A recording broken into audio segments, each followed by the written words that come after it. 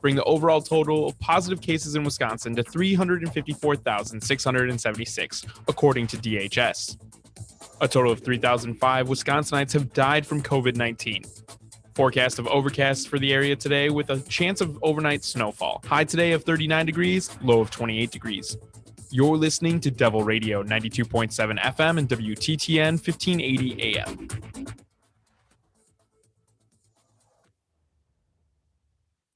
Warning, you are about to listen to the greatest radio show ever. And due to contractual obligations and to shield our airwaves corporate licensees from any semblance of liability, responsibility, and gullibility, we must tell you the views represented on this show are not necessarily those of this station or its management. This radio show contains differing points of view on current political topics, and due to the nature of its contents, it should be heard by everyone. Thank you for listening. 3, 2, 1. Now live from the heart of liberal Wisconsin, where the political party is just beginning, welcome to the Devil's Advocate Show. Best friends proving it's never personal, only politics. Please allow me to introduce myself. Now here are your hosts, Dom and Crute. Welcome to the Devil's Advocates Radio Show. Dominic, happy Monday. It's a short week. It can't be all bad. Hey, Curdy, happy Monday. Feels like a Wednesday. It's a holiday Thanksgiving week. Always a pleasure to join you on the People's Airwaves, my dear friend. I love how you always do the math backwards from the weekend. The cup is half full, man. The cup is half full. Curdy, you know, we've done a tradition here, starting out recently with the COVID updates from the state of Wisconsin. And as bad as it has been over the last 10 days or so, it seemingly is getting better. Here are the numbers from the Wisconsin DHS as reported just a few minutes ago. Positive confirmed cases, 3,095 out of over 12,000 tests given. That's an infection rate down to 25%. Unfortunately, 6 additional deaths and 107 additional hospitalizations. So definitely, going in the right direction. Obviously, coming off the weekend, these numbers are traditionally a little lower. But I remain hopeful that this trend will continue. But as much people are traveling this week and the holidays, and it seemingly looks like the airports are jam-packed and people are traveling against CDC guidelines, requests, recommendation, and please, we'll have to see what's going to happen. That concerns me a bit. But here in the state of Wisconsin, down to 3,000 infections, 25% infection rate. Dominic, Thanksgiving's already been canceled here in Dane County. I was canceled when Biden got elected, man. Well, Christmas got canceled when Biden got elected. Okay. Thanksgiving got canceled locally here in Dane County. Apparently, Republicans don't like that. They don't like that. And it's not the improving COVID numbers, although that's just one day. And let's not forget, Monday often the numbers underwhelm because they don't properly represent people going to get tested. A lot of people don't go get tested on a Sunday, let's say. Right. But during the course of the week, people will get tested. We'll have a better sense as the moving average gets rolled out here for this week. But ultimately, Dom, Dane County, we're supposed to stay home alone, with family, if you have family, and hopefully you have family close this week. But you're not supposed to have friends or neighbors or anyone else over. It's supposed to be just you. And apparently that is not acceptable to the Wisconsin Institute for Law and Liberty. Because of course it's not, Dom. When they do the state level lawsuits, and I can't say this with any legal precision, but wasn't there argument that, really this should be decided by local communities? Yeah, that seems whether to or not the case, to keep people safer at home or make them wear a mask. That's a local cause. Until my local community says stay safer at home, and then it's time for a lawsuit. A gym and 2 Dane County residents sued public health officials Monday, according to the Journal Sentinel, Patrick Marley and Molly Beck, to try and overturn a ban on gatherings that is meant to keep Thanksgiving events from worsening the coronavirus pandemic. Now, so do I take that to mean that they prefer to worsen the coronavirus pandemic? It's really just about keeping an out of control governmental bureaucracy in check and relying on people's better selves to, make the right decisions and do the right thing. My question is, who's the enforcement arm of this ban? Are there people going door to door? Or is this just another tactic? Let's say you do have an unruly party and then, the cops get called and they can just tack this on top of it and have it as a recourse to disperse you. But again, are there going to be people? How are they going to enforce any of this? I would suspect they would respond to complaints. Now, we got a good friend, Lenny. Lenny, the e-bike, the craziest of all the Lennys I know. Talked about going out for a very nice steak dinner over the course of the weekend. Lenny and I talked earlier today, and he said you wouldn't have believed this joint we went into. They were too deep at the bar. This joint was full of people, and this was in Madison. This was Saturday night. He said, I felt uncomfortable. I didn't feel comfortable being in the joint. He's like, I felt trapped there. I got a party of 8 inside a restaurant, jam-packed. Oh, hell no. Well, that was, Lenny said, no, the steak was good, but I'd come back for it after the pandemic's over. After the pandemic's over. Steak with a side of COVID? I mean, that's a little concerning. Now, again, everyone has their limits, though, right? I mean, and when a guy like Lenny, who is, I think, a little more libertarian on some issues. I mean, I don't want to say callous, but certainly, takes it in a different stride than perhaps I have. And when guys like Lenny start getting concerned, well, then I'm definitely concerned. Well, Lenny should have been concerned a long time ago. But, we've talked to Lenny, and Lenny's pushed back on some of these things, limiting the ability of small businesses to do business. And, I feel their pain. I do business with a lot of small business owners. And may I just encourage you right now, sort of off the beaten path here, but please support the sponsors, support the small businesses. I believe this Saturday will be Small Business Saturday. Mm-hmm. Do what you can, especially if they support Devil Radio 92.7. But, if they're local, not the big franchisees, but the local mom and pop Main Street businesses that are struggling. I don't care what they do. They're struggling right now. Go help them out if you can. So anyways, having said that, Lenny's a small business guy, and, check out an e-bike. Do me a favor. Go tell Lenny I told you that you should be out there riding an e-bike. Tell him Crudy, the Devil's Advocate, sent you. Small business guy, and, it's slow right now. And obviously, e-bike's a little seasonal, but the weather's nice. You can go ride one now to 4:30. Go ride an e-bike. But here's the point. It's one thing to be worried about closing down your business, but what if it's not a mandate? And hell, you talk about enforcement. I get it.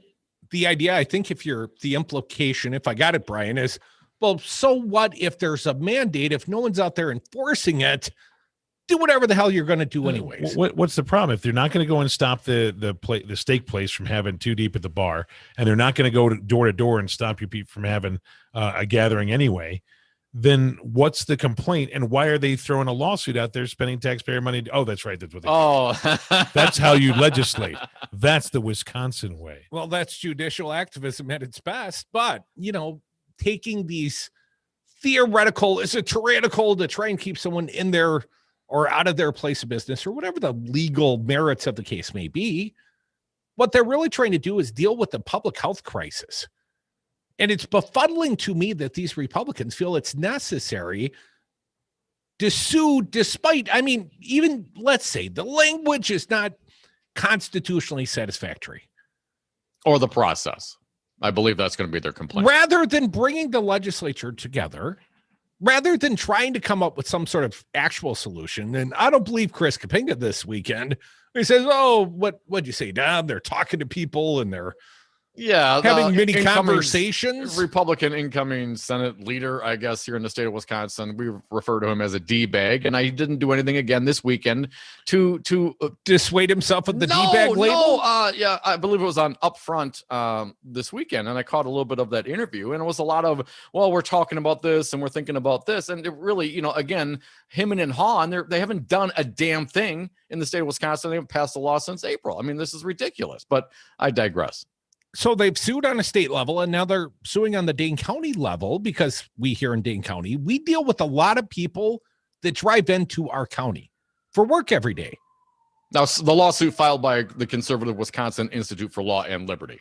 Yes, but specifically, the lawsuit filed by Will argues the restriction on family gatherings and sporting events are invalid because they're put in place by the public health officials rather than the Dane County Board or Madison Common Council. Really? Got to bring the panel together to vote on such things, or it's not democratic, Dom.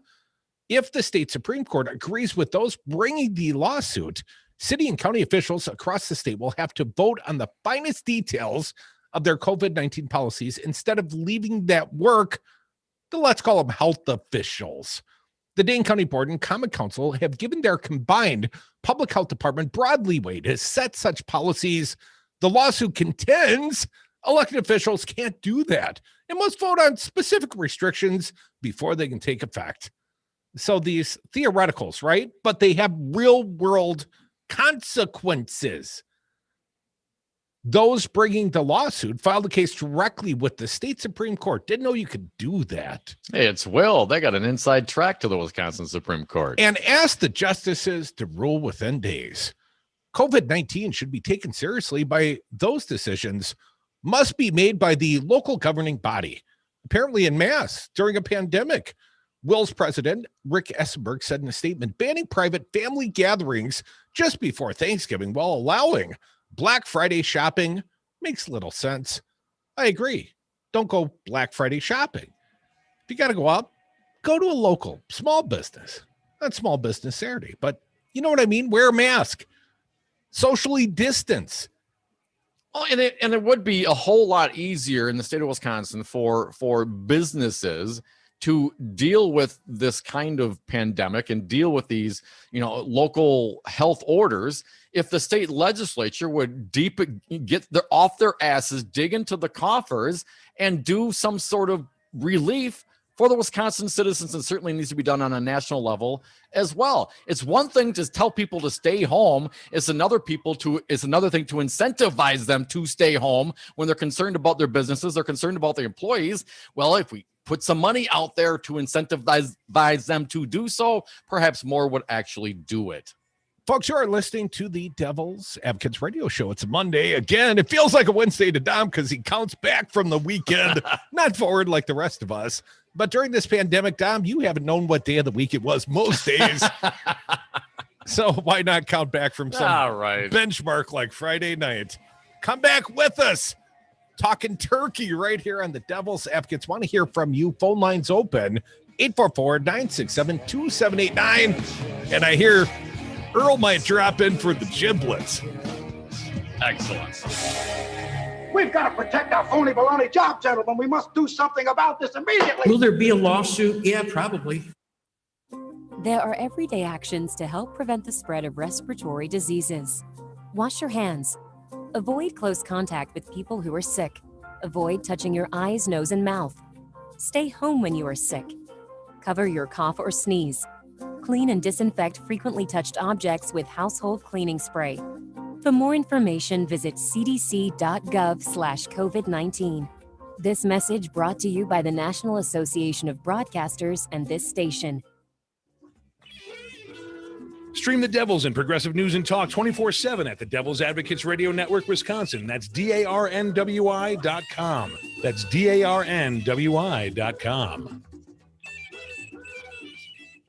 The Lazy Wolf Lounge is Madison's East Side place for friends and family. Whether it's for lunch or dinner, you know you're in for a tasty treat. Awesome apps, burgers, pizza, and the best fish fry in Madison. And join us to cheer on the green and gold with 50-cent wings, beer bucket specials, and free Jell-O shots with every Green Bay touchdown. Plenty of TVs inside or out on the patio. The Lazy Oaf Lounge, 1617 North Stoughton Road, and online at lazyoaflounge.com. My mother was very familiar with her neighborhood, but one day she stopped at the stop sign and she wasn't even really sure where she was at. When something feels different, it could be Alzheimer's. Now is the time to talk. A message from the Alzheimer's Association and the Ad Council. All right, well, what does your church tell you about when people say that they're the second coming of God? My reason tells me the man is certifiable. I want your opinion, Gary. I would say anybody who comes back and says that, I would say you'd be the Antichrist. I am the chosen one. So Trump is the Antichrist then, Gary, by that logic? I'm not saying he is, but I'm But saying he said he's the chosen one. I am the chosen one. Gary, by your biblical logic, Donald Trump is the Antichrist. Listen to the Devil's Advocates live weekdays from 3 to 6 p.m. You're listening to Devil Radio 92.7 and WTTN 1580 AM. And that's pretty cool.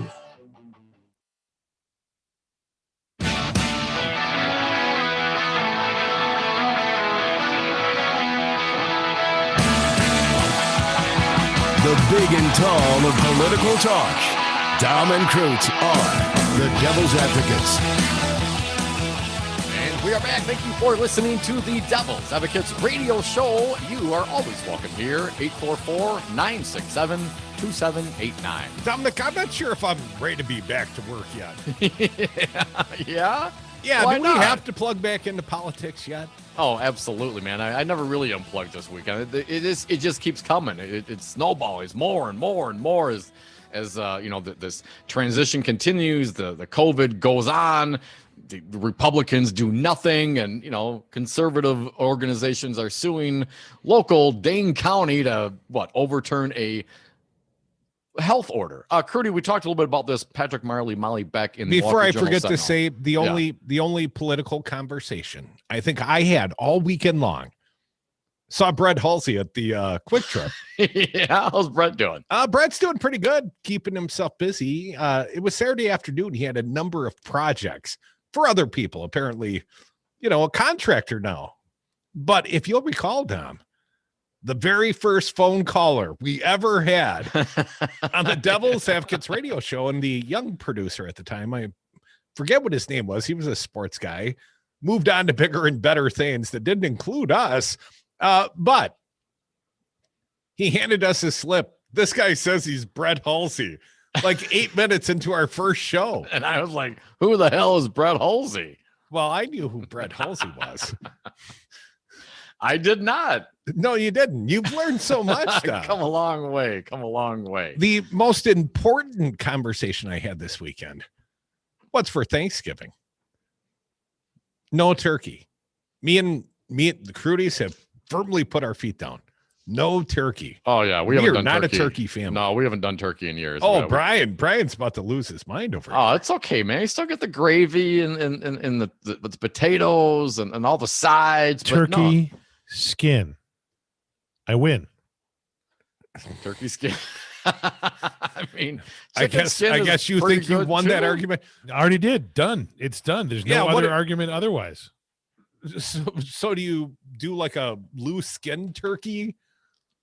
Dude, you pull the skin out, you shove the butter underneath there, rub it in on the oh man, come on, turkey skin. I like the turkey skin much more than I like the turkey. I think you I think you guys have suffered from dry turkey for too long, and you need a properly made turkey. Deep fried turkey? Are you like the Arby's of turkey roasters? No, I'm not deep frying them. I'm just putting it in the oven, making it really good. That crispy, honestly, man, the flavor, a well-made turkey versus well-made chicken. I'd rather have the chicken. That's just how I feel. And I'm sorry, Dom. I'm just going to have to invalidate your opinion there. That's just you're wrong.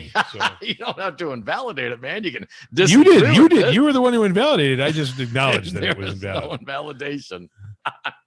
The Thanksgiving meal, my least favorite of all the holiday meals. I'd much rather have corned beef and cabbage, quite frankly. I'll take that too. That's fantastic. Perhaps for lunch. Corned beef, can you cut across the grain really thick and it just falls apart and just kind of pile it on rather than slice it? Oh, you guys are killing me right now. Here's the good news. Oh, he just signed off. Where'd Brian go? I was going to say, I like prime rib. And knowing that I'm not going to, even if I could have people over, you're not coming to my house, people. Nobody, none of you are welcome. I am staying home. And the one kid, one of my kids did have a kid into the house, and the kid had to wear his mask, including my kid. Those two watched a movie, wore their masks the whole time.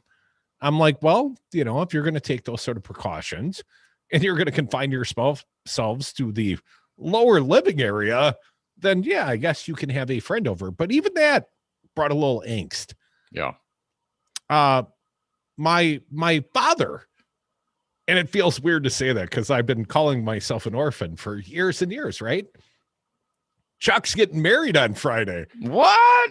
Yeah, Black Friday is getting married Friday. Wow. He said every 45 years he likes to get married.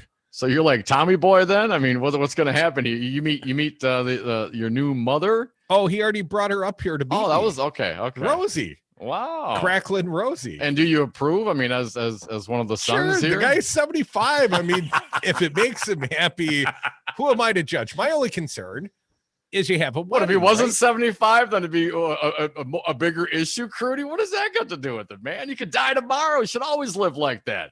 As far as I knew, for the first 74 and a half years of the man's life, he was just a DNA donor. So, I'm not deeply invested, but I'd say quite frankly, I mean, realistically, I barely know the man, but I'd like him to be around for, a couple more Christmases. I hope my kids get to know him better. And he's had some health concerns, some underlying health concerns. And even since he was on the air with us, was hospitalized. Not COVID, fortunately, but did have some pneumonia issues. Ooh, sorry to hear that. So I guess he's feeling, every day he's alive is a good day. Why not tie the knot again? And Rosie seems like a good girl. She's a Joe Biden fan. I'm not sure, but I think sheepishly he might have admitted, talking about DNA dad, that he voted for freaking Trump again. What? Yeah. And then he said, now I'm embarrassed. I'm like, now you're embarrassed? What if he would have won? Then it'd been okay. Well, the recount, the counting of the votes, apparently he has become an embarrassment. What did Chris Christie say this weekend?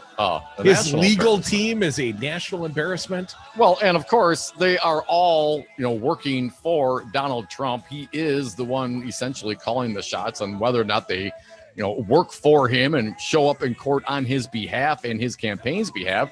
Ultimately, this is all on Trump. So why does Christie, put it on the legal team? This is all on Trump, man. Trump is the national embarrassment. And Christie, you supported that cat all these years. You are part of that national embarrassment. Welcome to the party, pal. And I will not be traveling down to Chuck's wedding on Friday. Chuck and Rosie, good luck. What would Scott Walker say? Molotov? Molotov. No, Molotov cocktail. He got it wrong. You remember. Come back with us. More turkey talk with Earl Ingram Jr., our good friend, catching up with him next.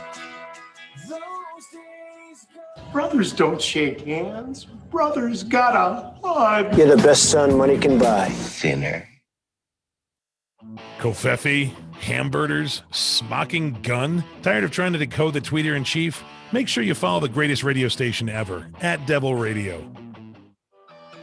Are you a small business owner or professional that would like to be featured in your own weekly Ask the Expert radio segment or show on Devil Radio? Let us help you in your business. Team with our broadcast professionals to create the right show or segment, setting you apart as the go-to professional and as an expert in your field. All shows and sponsored segments are podcasted. It will be professional broadcast quality. Packages from $395. Call Devil Radio today at 608-819-TALK. This is Tony with Quality CBD. We are located on Willie Street across from the co-op. At Quality CBD, we are vertically integrated. From soil to oil and seed to sale, we grow, extract, manufacture, and distribute quality CBD oil.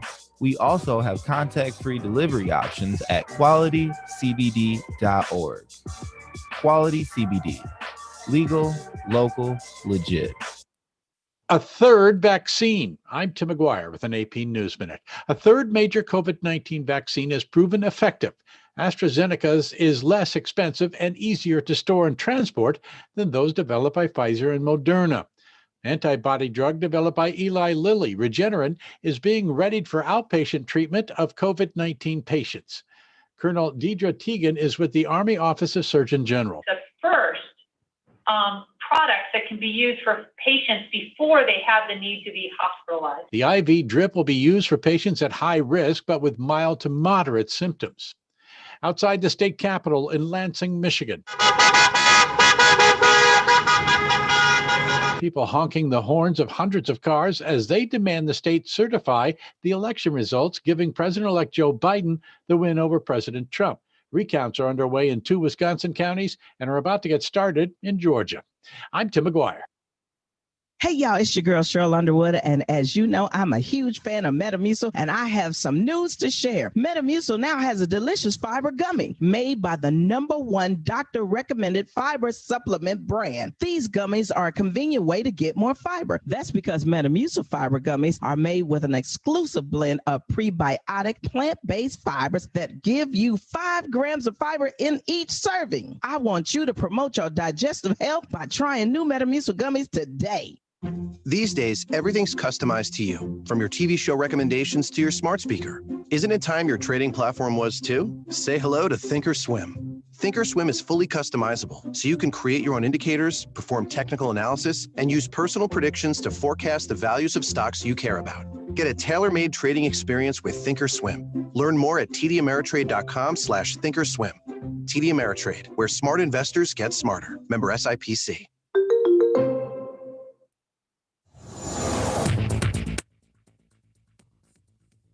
For Devil Radio, 92.7 FM and WTTN 1580 AM, I'm Luke Mathers with your headlines for Monday, November 23rd. On the third day of the recount of 2020 election results in Madison, the Dane County clerk said there were fewer objections, allowing the pace to pick up. Still, requests from a lawyer from the Trump campaign indicated the president's legal team was preparing to challenge the validity of more than 60,000 absentee votes in the county.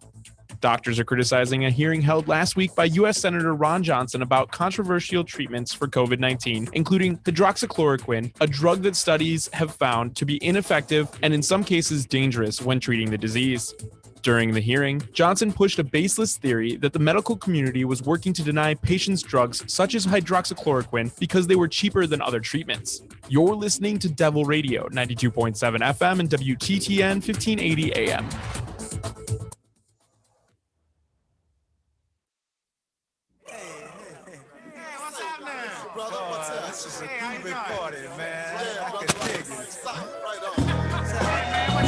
Grass-fed, locally raised, 100% organic.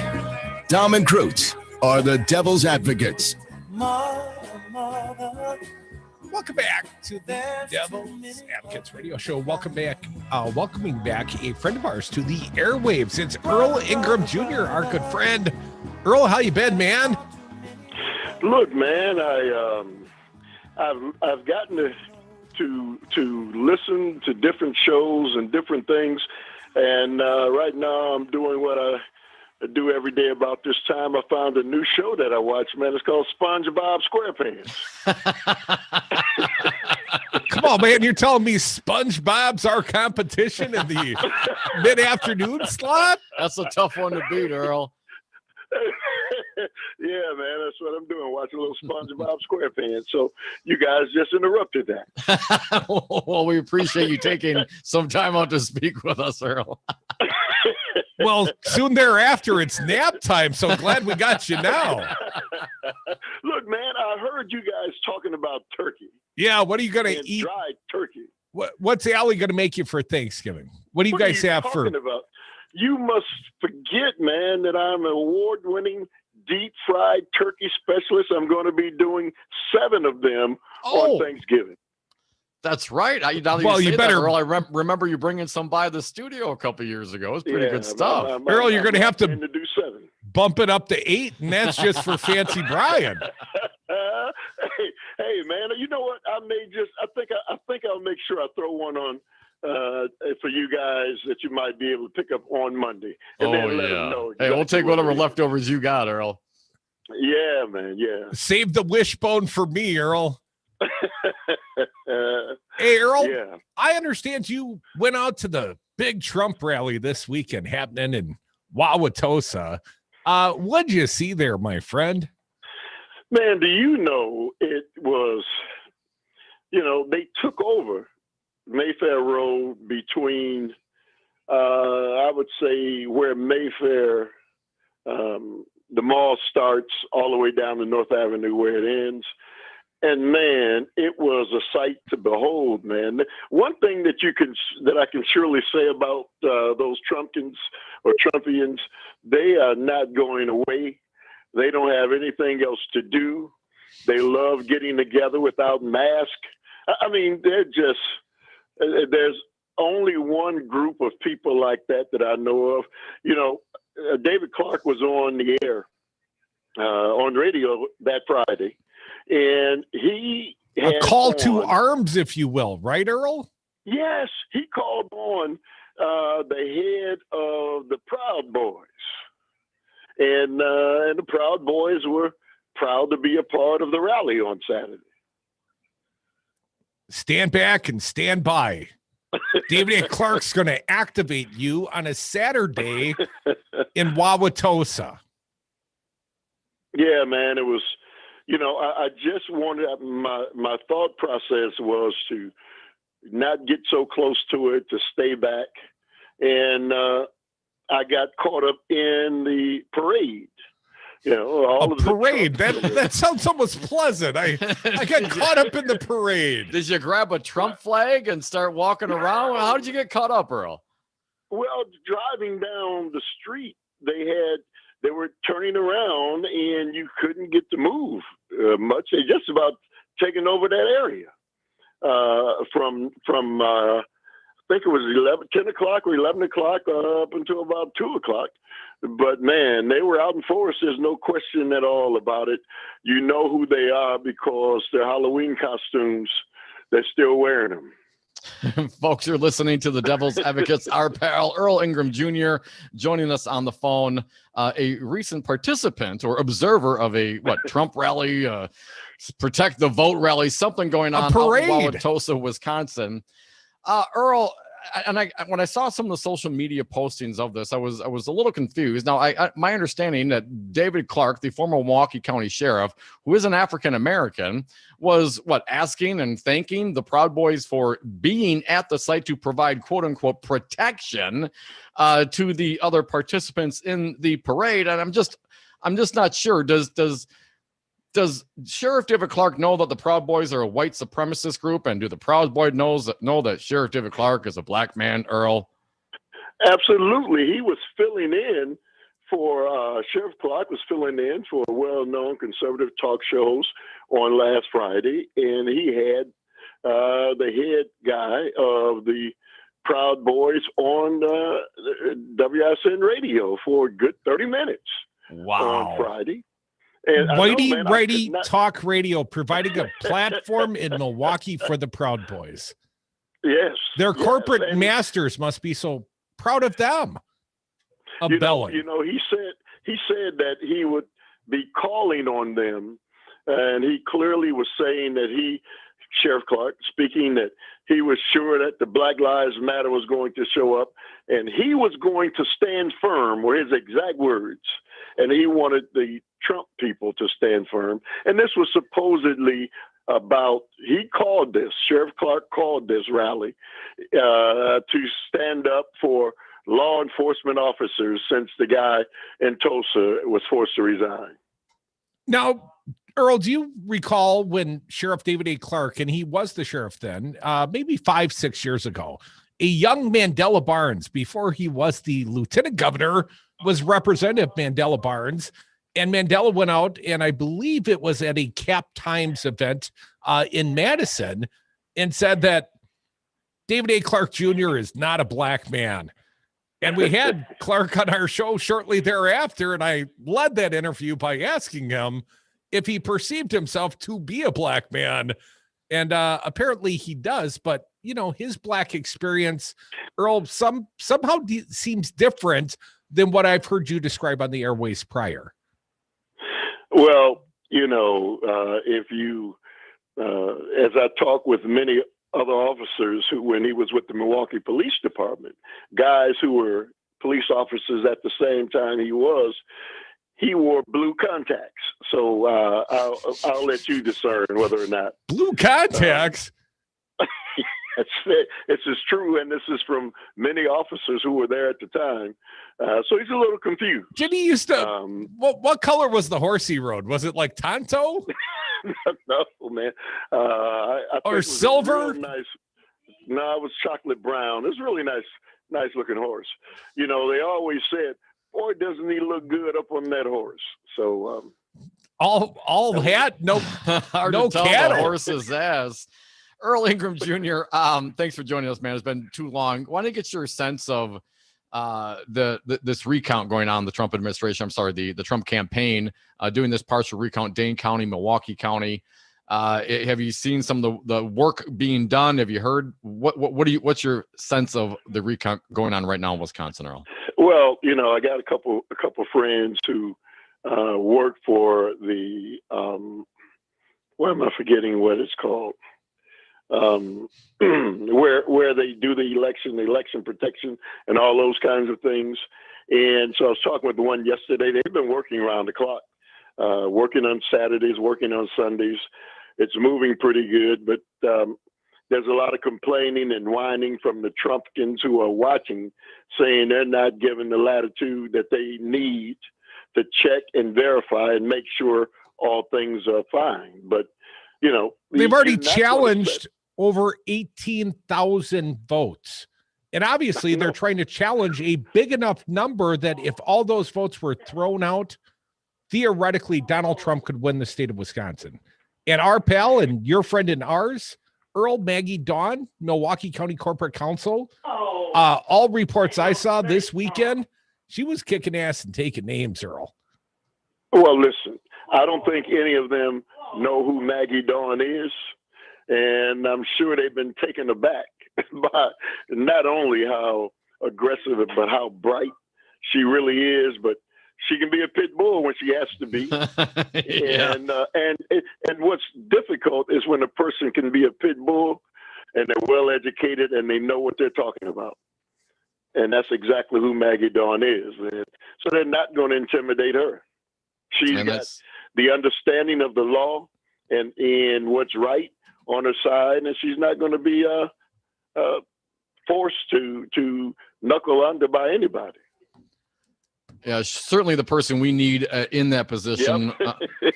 Earl, some of the reporting I've seen on this, talking about the Trump observers wanting to, throw out these ballots, that they're objecting to ballots that were folded in half. Like literally, you have to fold the ballots and have to put them in the envelope. I mean, these kinds of asinine objections, and ultimately, what any absentee vote handed in prior to Election Day, apparently, according to the Trump attorney here in Wisconsin, well, they want to throw those out as well, or at least set them aside for now, Earl. That would include not only my vote, but also the Trump attorney's own vote. Yeah, Jim Trupus. That was in Dane County, though. Trying to throw those out in Dane County. Jim Trupus, I believe, from Cross Plains. Earl, do you think this is going to get any traction? What's your sense? Well, Dominic, have you ever heard the term whistling past the graveyard? Yeah. Well, that's kind of what they're doing. Hey, listen, what kind of chance do you have in overturning something as complex and complicated as this if your attorney is Rudolph Giuliani? if that's your I just heard an ad on Righty Whitey Talk Radio before we went on the air, and I kid you not, it was Rudy Giuliani pitching Title Safe, like how to keep your home title from being yes, he's been doing that. And it had like a code, like put in code Rudy to get your savings off the title block insurance, whatever the hell it is that Rudy's snake oil that Rudy's selling on Righty Whitey Talk Radio. But not only is he leading up the Trump legal team, he's also doing ads. It isn't truth. Truth isn't truth. you know, guys, the worst part about all of this is, and the people I saw on Saturday are the same people that I saw basically when the Trump parade came to the Panther Arena. Mm-hmm. And the same people that you guys have seen in all the rallies. These people aren't going away. They've drank the Kool-Aid. They're going to continue to go along for the ride. It is a dangerous time. I will say this. I felt uncomfortable because you're looking at these people and you're wondering what could still be holding them like that. You know he's done. But yet these people are still at a fever's pitch, and knowing that the election is basically over, he's not going to be there. But what is it about them worshiping him that brings them out there or anywhere else he commands? And then you ask, how much further will they go? You know. Now, do you see the open? Earl, did you see anyone with long guns with AR-15s? Were they open carrying, at least where you could see it? No, I didn't see any long guns. You know, I saw many holstered weapons. There's no question about that. The Proud Boys were there, and it was, you know, I can say this: they're organized, and when you can bring that many people together and as they said, as David Clark said, we're not going to be tearing things up. We're going to show people how to protest.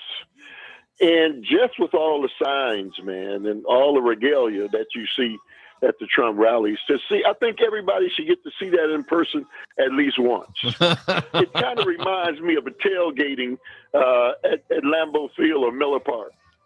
Earl, you got more time, man. Can't let you go back to the SpongeBob. I'm not giving away the ratings of one more listener. Come back with us, our good friend Earl Ingram Jr. Just wondering, was Sheriff David A. Clark Jr. wearing the, you know, like the Village People style cop uniform? More Earl on the other side, more Devil's Advocates. Happy Monday to us all. Come back with us.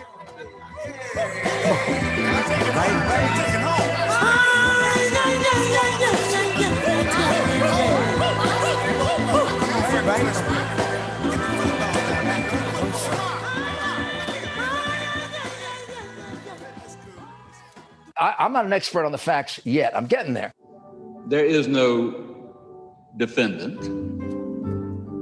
There is no jury. It's just me. Son, what in the hell is wrong with you? Biden won because of you. Because you stayed in line to vote even when you got tired. Because you knew that your vote is power. Because you understood what was at stake. And because you showed up, we now have the power.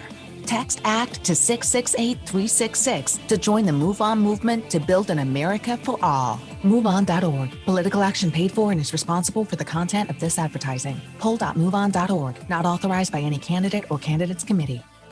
Hey, Rocker, I heard you have a rye whiskey. I do, Jimmy. Rocker Rye Whiskey. The mash is a high rye with a touch of malted barley that makes it yummy. And Rocker Rye Whiskey is dedicated to the Madison music scene? It sure is, Jimmy. You can read the story on the back of the bottle at any of these fine locations. Star Liquor, Woodman's, Trixie's Liquor, Vic Pierce, Miller & Sons in Verona, Steve's Liquor, Total Wine, and enjoy Rocker Rye Whiskey at the Lazy Oaf Lounge and Sal's Dark Horse. Find out more at rockervodka.com.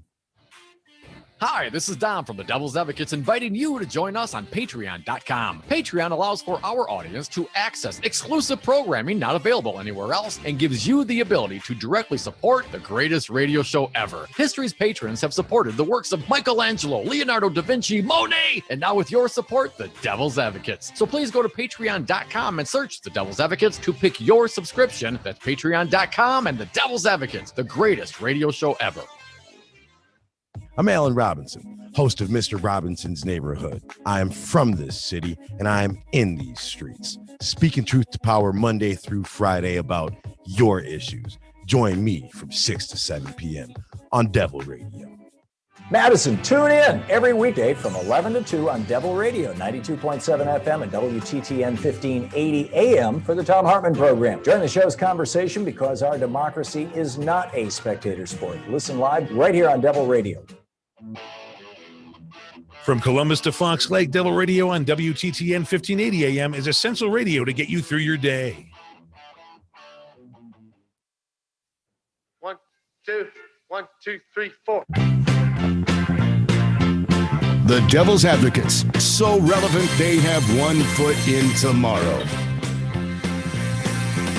And we are back. Thank you for listening to the Devil's Advocates radio show. If you missed any of this fine program, please go online to domandcroot.com. You can listen to and download podcasts and interviews. You know him. You love him. He's our pal, Earl Ingram Jr. We bring him back to the airwaves right here on the Devil's Advocates. Earl, thanks for sticking around. Buddy, Hey, I gotta I gotta make a correction first. Yes. I came on earlier and I talked about watching SpongeBob. It wasn't SpongeBob, it was Fox News. I could see how you could confuse those two. Well, Hannity looks a lot like SpongeBob, but I thought he was on during the evenings. Earl, wanted to get your opinion. The surprising news, I was surprised by it. Kyle Rittenhouse made a $2 million cash bail, and in no small part, apparently, through the contributions of Silver Spoon actor Ricky Schroeder and Mike Lindell, the My Pillow guy. And then they took pictures with the guy like he's some sort of American hero. Earl, wanted to get your opinion of the 17-year-old alleged vigilante shooter. Well, you know, man, Mike Lindell is a guy that before I found out he was an avid Trump follower, I would watch his commercials, and there was something about the guy, and I kind of liked him, just based on the way he kind of did his thing. And then the more I started finding out who he was, the more I started realizing, I don't have any of his. Oh, I do. That's right. I did buy one of his pillows. Oh, see, gotcha, Earl. Hey, it was on sale. I forgot where it was, somewhere. I got a My Pillow somewhere in the house as well on sale, but continue, please. But clearly, when you see that people are willing to look at somebody and ignore the fact that he murdered 2 men and seriously wounded a third one. And it really, when you talk about the first guy that he killed, he executed him. And how can people ignore? And here's my fear. Here's what I was saying about the Trump people. When you know that and you see that, and that has no bearing at all on the fact that you think that this guy's a patriot. He killed those 2 men. And not only that, he's speaking, and when you hear what he's had to say, there's no remorse. And you know that there are a lot of people in this country who came up with $2 million. $2 million for a kid who just murdered 2 people. And somehow that's right in their minds. That's what we're up against. You can hear constantly people on the right and the Trumpkins when they were talking about, what was the name of the group that was at the border that he terrified everybody was going to come and get. Oh, the caravan yes. coming from South America. Yes. And yet they had everybody concerned that was the thing we should be worried about. No. And you guys know it, the FBI and others, it's these homegrown people who are heavily armed and who now under Donald Trump have been able to come out from under the rock. And so Kyle Rittenhouse or whatever his name is not going to get away with this. He's certainly free, but $2 million was raised to put him back on the street. And if you ask somebody to raise, $10,000 again for leaded water where children are being poisoned, they don't have it. And so that's the reality. And this nation has to take a long look at itself, guys. It has to take a long look at itself, look in the mirror, and not be so terrified anymore about Iran, Iraq, and all of those kinds of people. Our real fear is what's happening inside of the belly of this nation. Earl, were you concerned Mayfair Mall? Obviously, 8 people shot. Apparently, a 15-year-old has been arrested. The police chief was completely misinforming the public, and then took issue with the media relaying the misinformation that he was putting out during news conferences. But Earl, troubling. 8 people shot Mayfair Mall. I mean, I'm sure you've been to that mall. So just so you know, Mayfair Mall is a jewel of a mall, and really it is well taken care of. It is a beautiful, beautiful mall. It's right in the middle of Wauwatosa. That's a beautiful, beautiful town. That the property value has escalated because of all the different things they've done. Very safe community. You can't stop somebody from coming into a mall. Tell me somebody who can. That could happen at Brookfield Square. That could happen at the Mall of America. It could happen anywhere. It just so happened there. You can't prevent people from coming into a mall because it's open to everybody. For heaven's sake, what do they think they're going to have, Dominic? Are they going to have metal detectors at every door at Mayfair Mall? It's an aberration. And the more people act like this is the norm, it's happened, as a matter of fact, it's happened all over this nation. So the question is, and should be, how did the 15-year-old kid get his hands on the gun? Absolutely. Hey, Earl. I know they don't want to hear that. I'm sorry. Go ahead. We got less than 2 minutes, Earl. Appreciate you joining us, Earl Ingram Jr. on the Devil's Advocates. I guess my final question for you today, my friend, the Wisconsin State Legislature. Apparently they're having some conversations now with Tony Evers after swapping some voicemails, a week or so ago. And now they're going to meet, after the holidays to try to come up with solution or a plan regarding the COVID and perhaps some support for Wisconsin citizens. You got about 60 seconds, Earl. What's your take on the efforts of the Wisconsin Republican legislature? I would have preferred that this had taken place. And right now, the Republican legislature would be having a conversation with Governor Crute. And let's see how that would have went. Now you got my attention, Earl. Now you're talking. Oh, no. Oh, man, come on. Tony Evers is too nice a guy. And he's going to come there with his hands open, and they're going to be disrespectful to him like they've always been. They're going to crack him in the knuckles with the ruler like the nuns used to do to Dominic in elementary school. Earl, hope you have a wonderful Thanksgiving, buddy. Thank you so much, man. Missing you. Hey, man, thanks for the invite. Yeah, best to Allie and the family. More Devil's Advocates. You know him, you love him. He was Earl Ingram Jr. More of us. Hopefully you like us at least a little bit, and you stick around. Your calls are welcome here at 844-967-2789.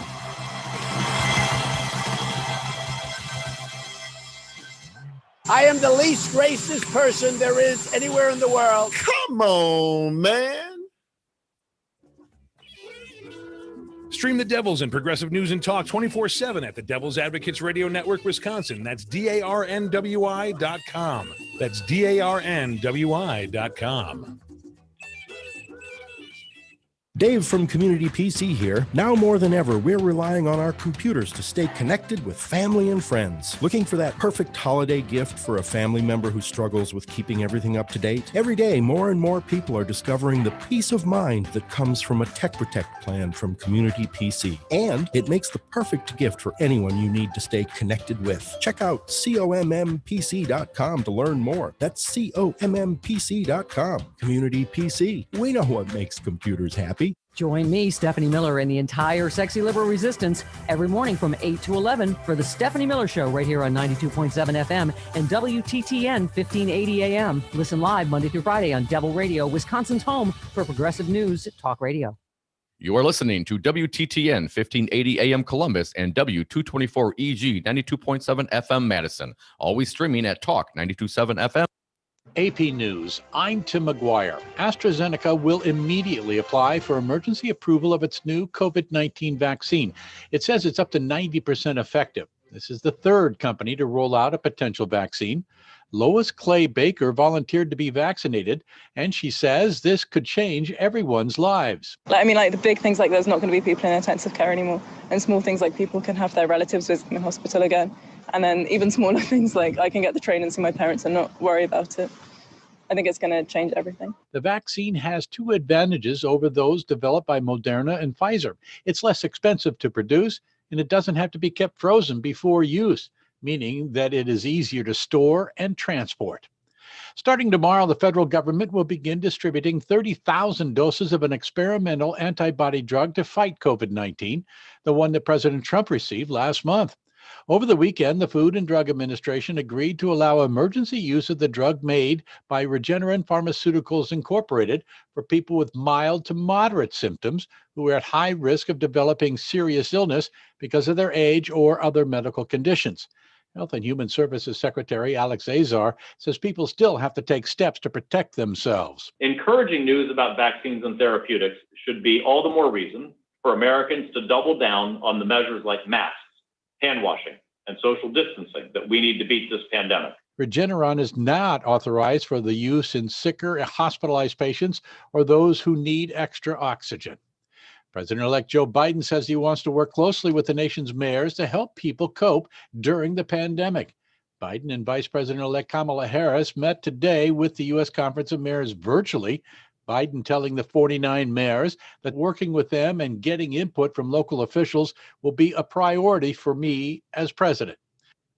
This is AP News.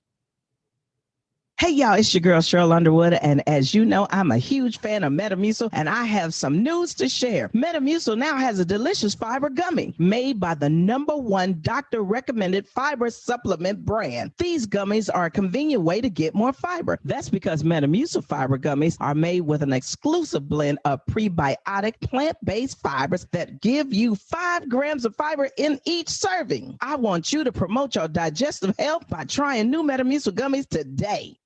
These days, everything's customized to you, from your TV show recommendations to your smart speaker. Isn't it time your trading platform was too? Say hello to Thinkorswim. Thinkorswim is fully customizable, so you can create your own indicators, perform technical analysis, and use personal predictions to forecast the values of stocks you care about. Get a tailor-made trading experience with Thinkorswim. Learn more at tdameritrade.com/Thinkorswim. TD Ameritrade, where smart investors get smarter. Member SIPC. Wash your hands, avoid sick people, and touching your face. There are everyday actions to help prevent the spread of respiratory diseases. Visit cdc.gov/COVID-19. Brought to you by the National Association of Broadcasters and this station. Hey, Rocker, I heard you have a rye whiskey. I do, Jimmy. Rocker Rye Whiskey. The mash is a high rye with a touch of malted barley that makes it yummy. And Rocker Rye Whiskey is dedicated to the Madison music scene? It sure is, Jimmy. You can read the story on the back of the bottle at any of these fine locations. Star Liquor, Woodman's, Trixie's Liquor, Vic Pierce, Miller & Sons in Verona, Steve's Liquor, Total Wine, and enjoy Rocker Rye Whiskey at the Lazy Oaf Lounge and Sal's Dark Horse. Find out more at rockervodka.com. Stream the Devils and progressive news and talk 24/7 at the Devil's Advocates Radio Network, Wisconsin. That's DARNWI.com. That's DARNWI.com.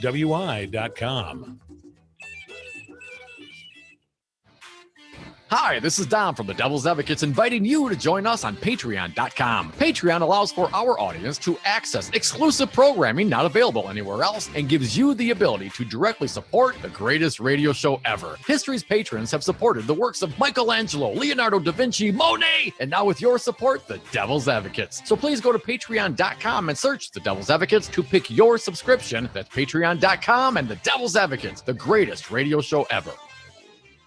First, the Devil's Advocates made radio great again. Now the Devil's Advocates are making radio greater again. The Devil's Advocates are expanding the greatest radio show ever from 2 to 6 p.m. weekdays. Dom and Fancy Brian will kick off the political party at 2. Crudy will help you celebrate the 5 o'clock happy hour. More snark, more politics, more callers, more Devil's Advocates. Monday through Friday, 2 to 6 p.m. only on Devil Radio and always streaming live at DARNWI.com.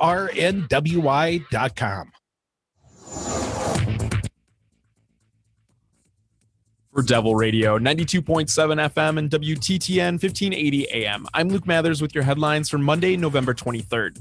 Democratic Governor Tony Evers and Republican leaders of the legislature are finally talking about COVID-19 after 6 months of not discussing the crisis facing Wisconsin. The leaders on Friday discussed the needs of the state during the pandemic the same day Evers issued a new public health emergency, which extends the statewide indoor mask mandate to January 19th, 2021. Wauwatosa police have arrested a 15-year-old boy who they believe opened fire at Mayfair Mall on Friday afternoon, sending 8 people to the hospital. Police Chief Barry Weber said the suspect was arrested Saturday night and that the shooting was the result of an altercation between 2 groups of people at the mall. Forecast of overcast for the area today with a chance of overnight snowfall. High today of 39 degrees, low of 28 degrees. You're listening to Devil Radio. Warning, you are about to listen to the greatest radio show ever. And due to contractual obligations and to shield our airwaves' corporate licensees from any semblance of liability, responsibility, and gullibility, we must tell you the views represented on this show are not necessarily those of this station or its management. This radio show contains differing points of view on current political topics, and due to the nature of its contents, it should be heard by everyone. Thank you for listening. Now live from the heart of liberal Wisconsin, where the political party is just beginning, welcome to the Devil's Advocate Show. Best friends proving it's never personal, only politics. Please allow me to introduce myself. Now here are your hosts, Dom and Crute. Welcome back, hour 2 of 4 of the Devil's Advocates radio show. It's supposed to be a slow week, man. Dominic, how'd we ever let this happen to ourselves? I blame you. No good deed goes unpunished. Well, you know, the entire audience can be thankful for the entirety of this week. Dom and Crew doing all 4 hours together in broadcast solidarity. Wow. Because it's easier that way. We like it when it's easier. Anyways, welcome back. Hour 2. Very excited to tell you the majority of the American people say Donald Trump better concede. Ooh, it's time. Hell yeah, it's time. You only lost like 2 weeks ago, dude. Dominic, thehill.com reporting a strong majority of voters say the election was fair and that Donald Trump should concede defeat to President-elect Joe Biden, according to a new poll. The latest Harvard Caps Harris survey finds that nearly 2 out of 3 voters believe the election was fair and that Biden won. 58% of all voters said it's time for Trump to concede. Voters see Biden as the clear and fair winner of a close race that was decided by Trump's poor performance on the virus. Harvard Caps Harris director Mark Penn said that is the reason he lost, and voters are expecting the virus to be the day one priority of the Biden administration. Still, more Republicans do not believe the election was fair or that Trump should concede. 2/3 of Republicans said the election was not fair and that Trump won. 70% said that Trump should not concede. Those findings come as Trump makes unsubstantiated claims that the election was stolen through fraud. The president's legal team has been trying to overturn the results in court, and the General Services Administration has refused to assert Biden as the winner, depriving him of transition resources and government intelligence briefings. 61% of voters said the mail ballot system was fair, and 57% said there was not systematic fraud, although 72% of Republicans believe there was. 72% of Republicans think there was election fraud because Rudy has been so compelling. A plurality of voters, 44%, said they voted by mail. 29% said they voted in person before Election Day. So what's that? Like 73% of all surveyed and 27% said they voted in person on Election Day. That would include me, Dom, although I was not polled. The coronavirus was the top issue for 29% of all voters, followed by the economy at 26% and personal character way down at 14%. Obviously, that's not a high standard I hold either, Dom. Many states expanded access to co-hosts. Well, that was my implication as well. Trump warned in the run-up to the election that mail voting was rife with fraud, and many believed this suppressed his own voters. Did he theoretically suppress enough voters to assure his own loss, Dom? It's possible. Yes, I would think that's entirely possible. Dominic, on Election Day, Trump ran up a lead in several states based on the in-person vote count, but Biden has been pulling away ever since his mail ballots are tallied. Here's a quote from Mark Penn. Trump made a series of errors despite his clear comeback in the last 10 days. The top error was ceding easy mail balloting to the Democrats. The public is split over mail voting going forward, with 36% saying they should go back to making mail ballots the exception, 35% saying it should be widespread but with additional scrutiny, and 29% saying elections should be run exactly as they were in 2020. I'm okay with that, maybe minus a pandemic. Yes, that would be nice. Here's, again, a quote from Penn.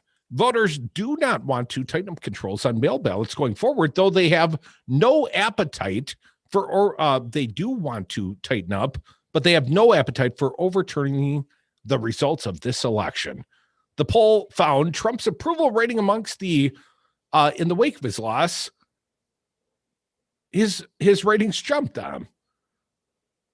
More people approve of Donald Trump after he lost. The poll found the president's job approval rating jumped to 51% positive and 49% negative, up from a negative 46-54 split in the prior poll. Wow. They like him better now that he is soon to be the former president. Well, looking back, I think the human mind kind of, diminishes some of the trauma, and makes it a little the easier. Trauma's ongoing. He's still beating us like we're the redheaded stepchild or Eric. 58 days. The clock is ticking. Yes, it continues, but there is light at the end of that tunnel. This man will be gone. Dominic, issues where Donald Trump is above water: the economy, jobs, immigration, terrorism, and foreign affairs. All his strong suits.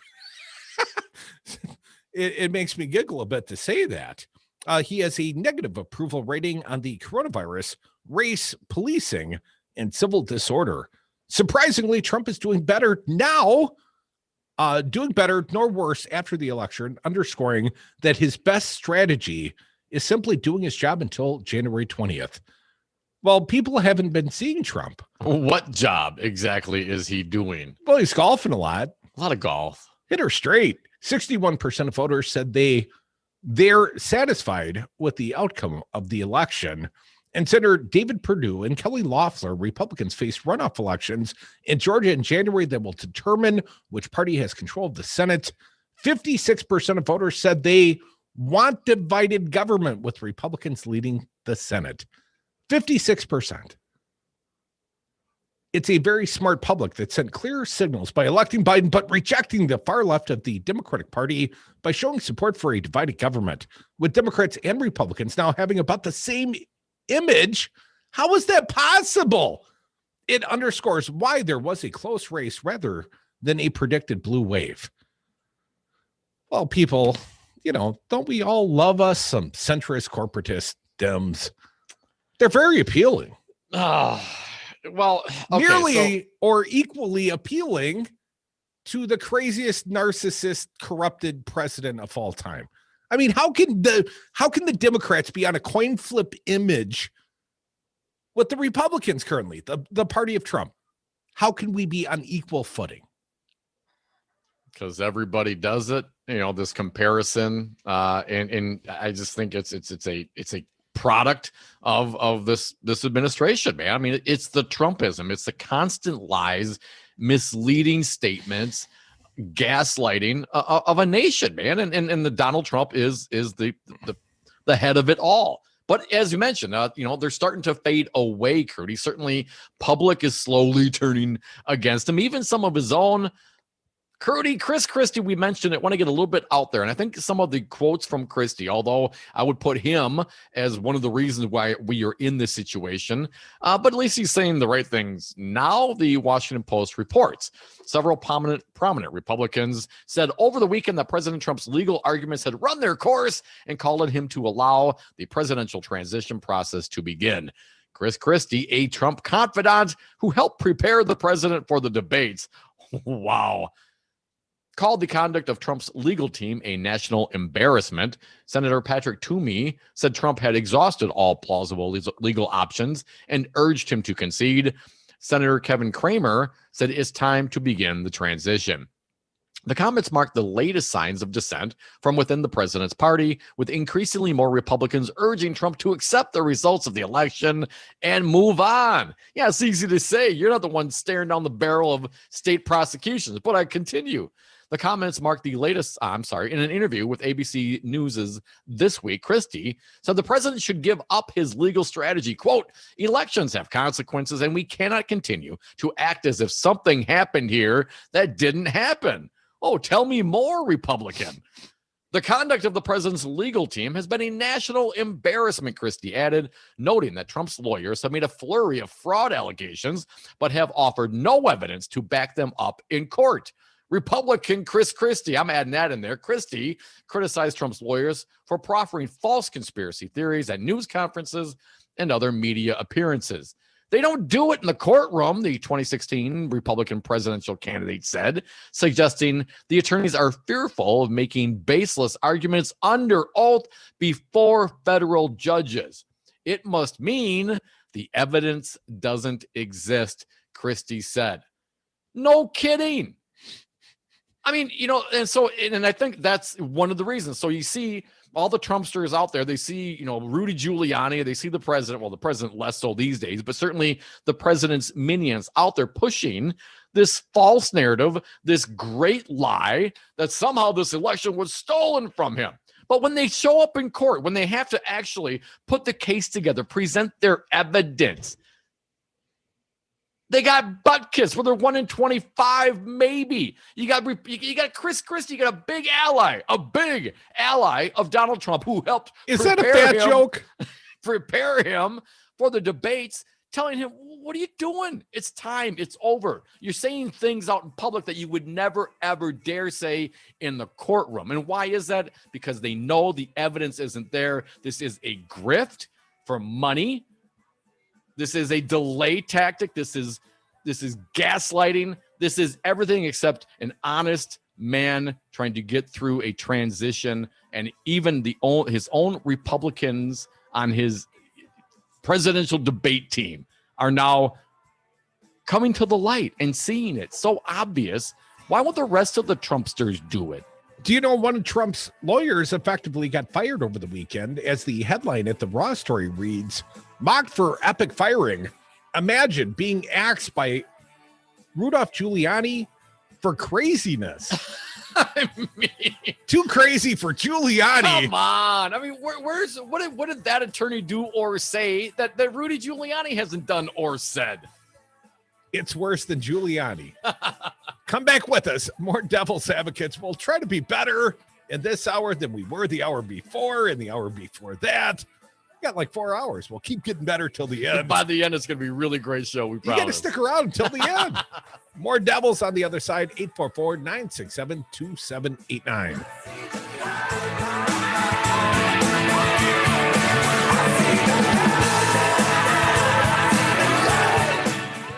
This looks like a game show. It acts like a game show. It's set up like a game show, but it's not a game show. Welcome to the party, pal. This is Tony with Quality CBD. We are located on Willie Street across from the co-op. At Quality CBD, we are vertically integrated. From soil to oil and seed to sale, we grow, extract, manufacture, and distribute quality CBD oil. We also have contact-free delivery options at qualitycbd.org. Quality CBD. Legal, local, legit. Hey folks, this is Patrick, one of the new owners of Pegasus Games. As we approach the holiday season, we're taking extra steps to ensure your safety by extending our Black Friday sale to a whole week-long extravaganza. That's right, a whole week. Starting November 22nd until November 28th, we're offering 10% off everything except new releases and TCG singles. And if you show up in your pajamas, we'll take off another 10%. That's 20% off. So find us at 6640 Odana Road. Pegasus Games, home to the games you never outgrow. Stream the Devils and progressive news and talk 24/7 at the Devil's Advocates Radio Network, Wisconsin. That's DARNWI.com. That's DARNWI.com. Hi, this is Dom from the Devil's Advocates inviting you to join us on Patreon.com. Patreon allows for our audience to access exclusive programming not available anywhere else and gives you the ability to directly support the greatest radio show ever. History's patrons have supported the works of Michelangelo, Leonardo da Vinci, Monet, and now with your support, the Devil's Advocates. So please go to Patreon.com and search the Devil's Advocates to pick your subscription. That's Patreon.com and the Devil's Advocates, the greatest radio show ever. Madison, tune in every weekday from 11 to 2 on Devil Radio, 92.7 FM and WTTN 1580 AM for the Tom Hartman program. Join the show's conversation because our democracy is not a spectator sport. Listen live right here on Devil Radio. It could be. It might be. It is. Devil Radio 92.7.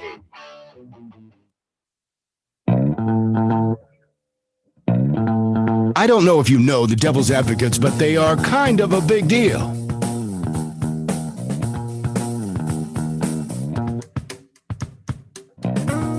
And we are back. Thank you for listening to the Devil's Advocates radio show. Happy Monday to us all. It's a holiday week, and you can join us 4 hours a day, Monday through Wednesday, 2 to 6. On the phones at 844-967-2789. Dominic, we'll get there momentarily. Got to tell you about the firing in the Trump legal team. Imagine being axed for craziness by Rudy Giuliani. Sarah Tosi commentary at the Raw story. As confirmed Sunday by President Donald J. Trump's personal lawyer, Rudy Giuliani, Sidney Powell has been released from duty as legal counsel. Sidney Powell is practicing law on her own. It is not a member of the Trump legal team. The strike force. She is also not a lawyer for the president, Giuliani tweeted. This attempt by Trump's legal team, Giuliani, Jenna Ellis, to distance themselves from Sidney Powell's insane conspiracy theories is going to be super awkward next time. Oh, I don't know, say Trump, Giuliani, or Ellis tweet about the very same insane conspiracy theories. CNN correspondent Jake Tapper replied. Democratic strategist Adam Parkhimko tweeted, Trump is a loser. Sidney Powell is what a loser shat out. And former Trump cohort, Anthony Scaramucci, the Sidney Powell situation is classic Trump. Coerce people into lying and then fire them for following his instructions. A death cult where everyone drinks the poison except for him. Writer Charlotte Clymer observed, I feel like the Trump campaign just told Sidney Powell that they thought they were just going to the movies as friends, and they're surprised to learn there might be deeper feelings. I mean, really, how do you let her show up at a press conference on your behalf? And she's so bad that, I mean, Tucker Carlson's calling her out. Tucker lit her ass up for failure to provide evidence. And above and beyond, to the resistance, Tuck. Above and beyond that, righty, whitey, talker, Dan O'Donnell, I think is finally on this small point conceded that Trump didn't hire all the best people. 844-967-2789. I got a little to add to this. But let's get to the phones. People have been patient. Philip Bumpcrudy, I'm going to give you a little prep on this, writing in the Washington Post on this very topic.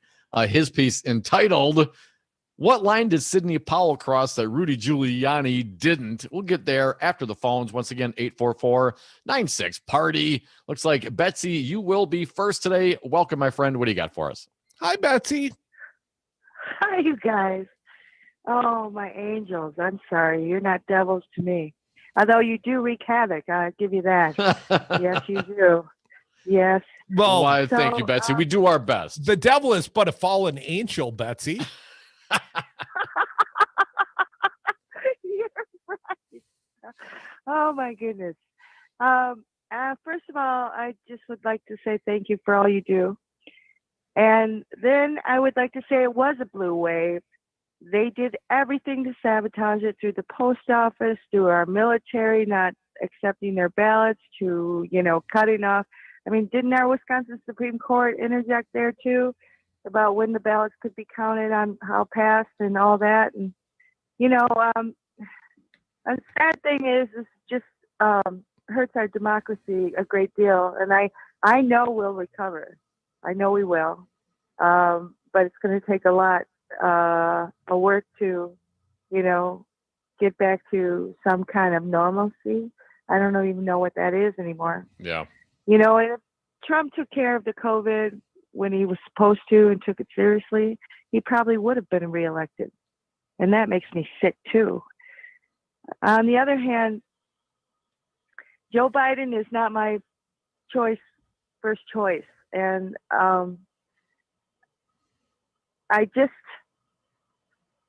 afraid of that because I really wanted Bernie in there. And, because our environment, our climate and everything like that, I mean, there's no time to mess around here. We have to do something.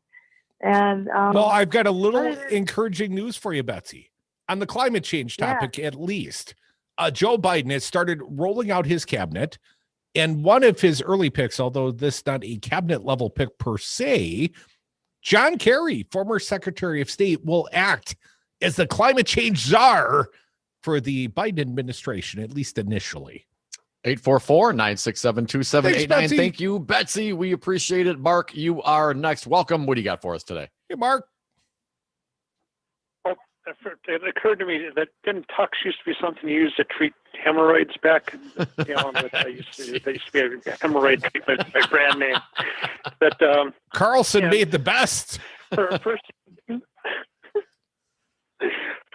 a little boiled broccoli that put a bad taste in my mouth is what's going on down in Georgia.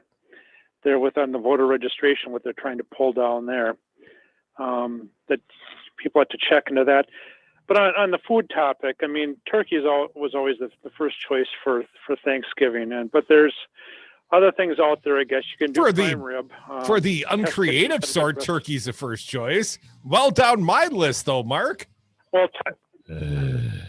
the prime rib Test Kitchen's got a good recipe for prime rib out there, and also if you go out to Jeremy Oliver's site for it, you can do some orangey lamb chops. That I've done that one, and that's a really good recipe. It's simple and it's pretty elegant, and it's really tasty if you like and it's beyond lamb chops as those go. Mary had a little lamb chop. Thanks for the call, Mark. Crudy, we got Greg Pallas coming on specifically tomorrow, talking about the Georgia issue that Mark brought up. Well, that and also indigenous voters in the great state of Wisconsin turning out for Joe Biden. I got an Aunt Lois one time for Easter, served us rabbit. Rabbit? Yeah, I'm thinking, are you Glenn Close or what? I thought it was duck season. Come back with us. More Devil's Advocates. It's always devil season. 844-967-2789.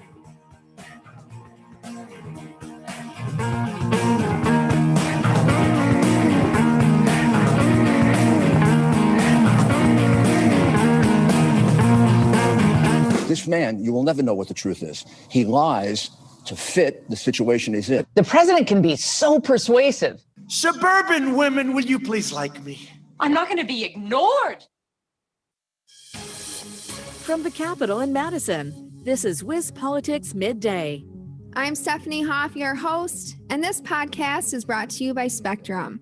Dr. Anthony Fauci of the White House Coronavirus Task Force said the upcoming holidays place the country in a precarious situation.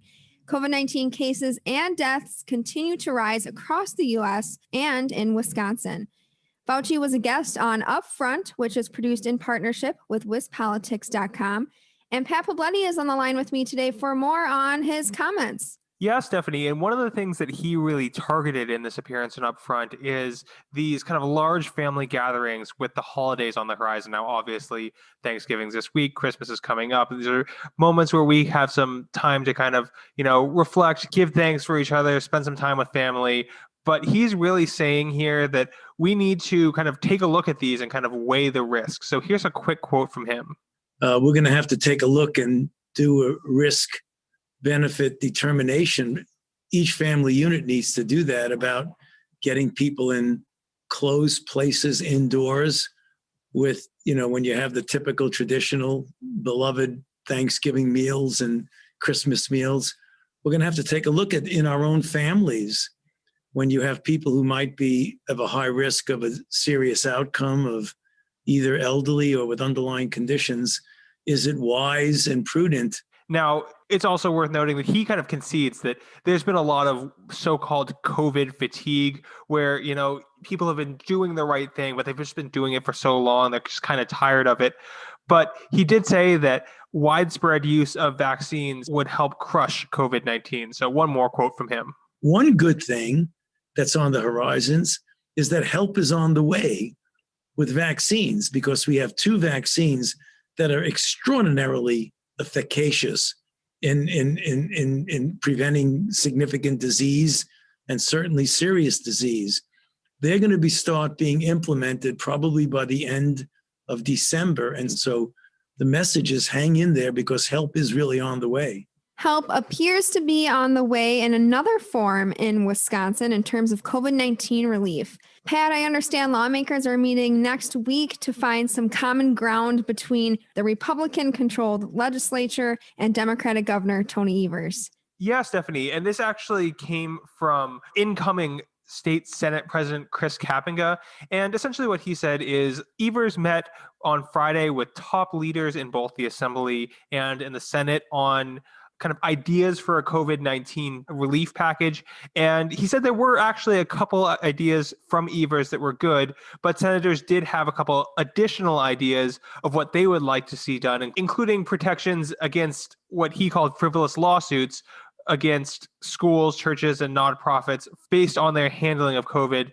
Now, essentially, what he said he's been looking closely at is the number of available ICU beds, which is a concern raised by the Wisconsin Hospital Association in a letter to the governor and to top lawmakers last week. Now, essentially, WHA asked for additional regional facilities to take the strain off of hospitals, which are filling up pretty quickly in terms of COVID-19 patients. So here's a quick clip from Kapinga on that. What we're doing is looking at, and it's called by HERC, but it's basically by healthcare region. We're looking at the ICU beds, the percent that are filled with COVID patients right now, and then, hey, what other capacity do you have out there? And we're seeing some of the major systems right now actually start to reduce their elective procedures to give more capacity and also look at that overflow capacity that a lot of them have. WTTN 1580 AM News Talk Radio, built for the 99%, is rural Wisconsin's home for Devil Radio.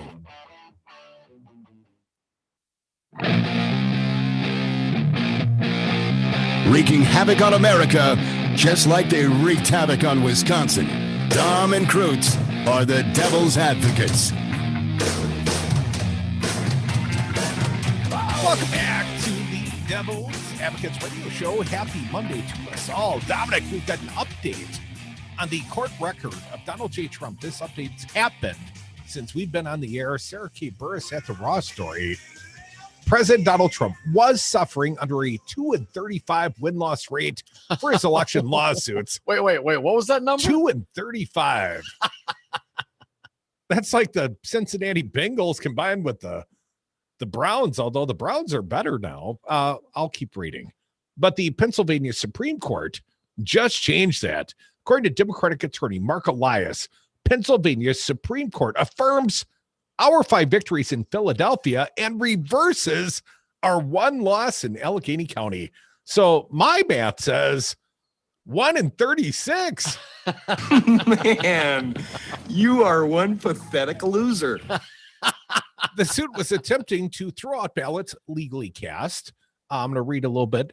The quote, Dom, Guided by these principles and for reasons discussed at length in this opinion, we conclude that the election code does not require Board of Elections to disqualify mail-in or absentee ballots submitted by qualified electors who signed the declaration on their ballot's outer envelope but did not handwrite their name, their address, and or date where no fraud or irregularity has been alleged, the court said in the opinion Monday.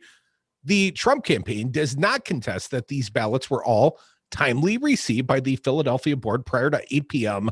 November 3rd, 2020 election day, that they were cast and signed by qualified electors, and that there is no evidence of fraud associated with their casting. The campaign instead contends that these votes should not be counted because the voters who submitted them failed to handwrite their name, street address, or date, or some combination of the three on the ballot return outer envelope. Pennsylvania is slated to certify the election tally today, meaning Trump will have little recourse to change it. One of Trump's Pennsylvania suits was thrown out of court last week, which attorney Rudy Giuliani appealed to the Supreme Court. Here's a quote. One might expect that when seeking a startling outcome, a plaintiff would come formidably armed with compelling legal arguments and factual proof of rampant corruption. That has not happened, according to Judge Matthew Braun in the opinion written last week. Instead, this court has been presented with straight legal arguments without merit, speculative accusations, unpled in the operative complaint, and unsupported by evidence. That's not an A+ paper, Rudy. That doesn't seem like it's even close, Michael. It does not. 844 in 967 2789 2 to 35 1 in 36. If you played baseball, that'd be your batting average. I'm a switch hitter, though. Curdy, the Washington I always heard Post, that about you. What line did Sidney Powell cross that Rudy Giuliani didn't? Philip Bump, again, talking about this fine legal representation of the Trump campaign, getting their ass handed to them when it really matters. Wait. I've got one statement that she made that went a little beyond Rudy. She blamed voting irregularities on Hugo Chavez, who's been dead for 7 years. I'm not clear Rudy didn't agree. Philip Bump goes on to write, there's no question that, at least at one point, Sidney Powell was part of President Trump's legal team as he pushed to overturn the will of the voters and earn a second consecutive term as president. Trump himself had touted her involvement in his truly great team, quote unquote. She was one of three attorneys who spoke during last week's wild, overheated campaign news conference in which the elite strike force, as one member described them, delineated a wide-ranging and obviously hollow case for how Trump had somehow been wronged. Afterward, both Trump and the Republican Party shared snippets of her arguments. Before then and Sunday afternoon, though, the relationship between Powell and the president soured. Giuliani, who has served as Trump's personal attorney since last year, released a statement effectively slicing Powell out of the strike force. Something that Powell had done crossed some sort of line, and out she went, with the statement language leaving open the possibility that the remaining team might try to claim that Powell had never been formally representing Trump's interests. So what happened? Questions Philip Bump of the Post. Well, we know what it wasn't. It wasn't that Powell said things that were obviously untrue.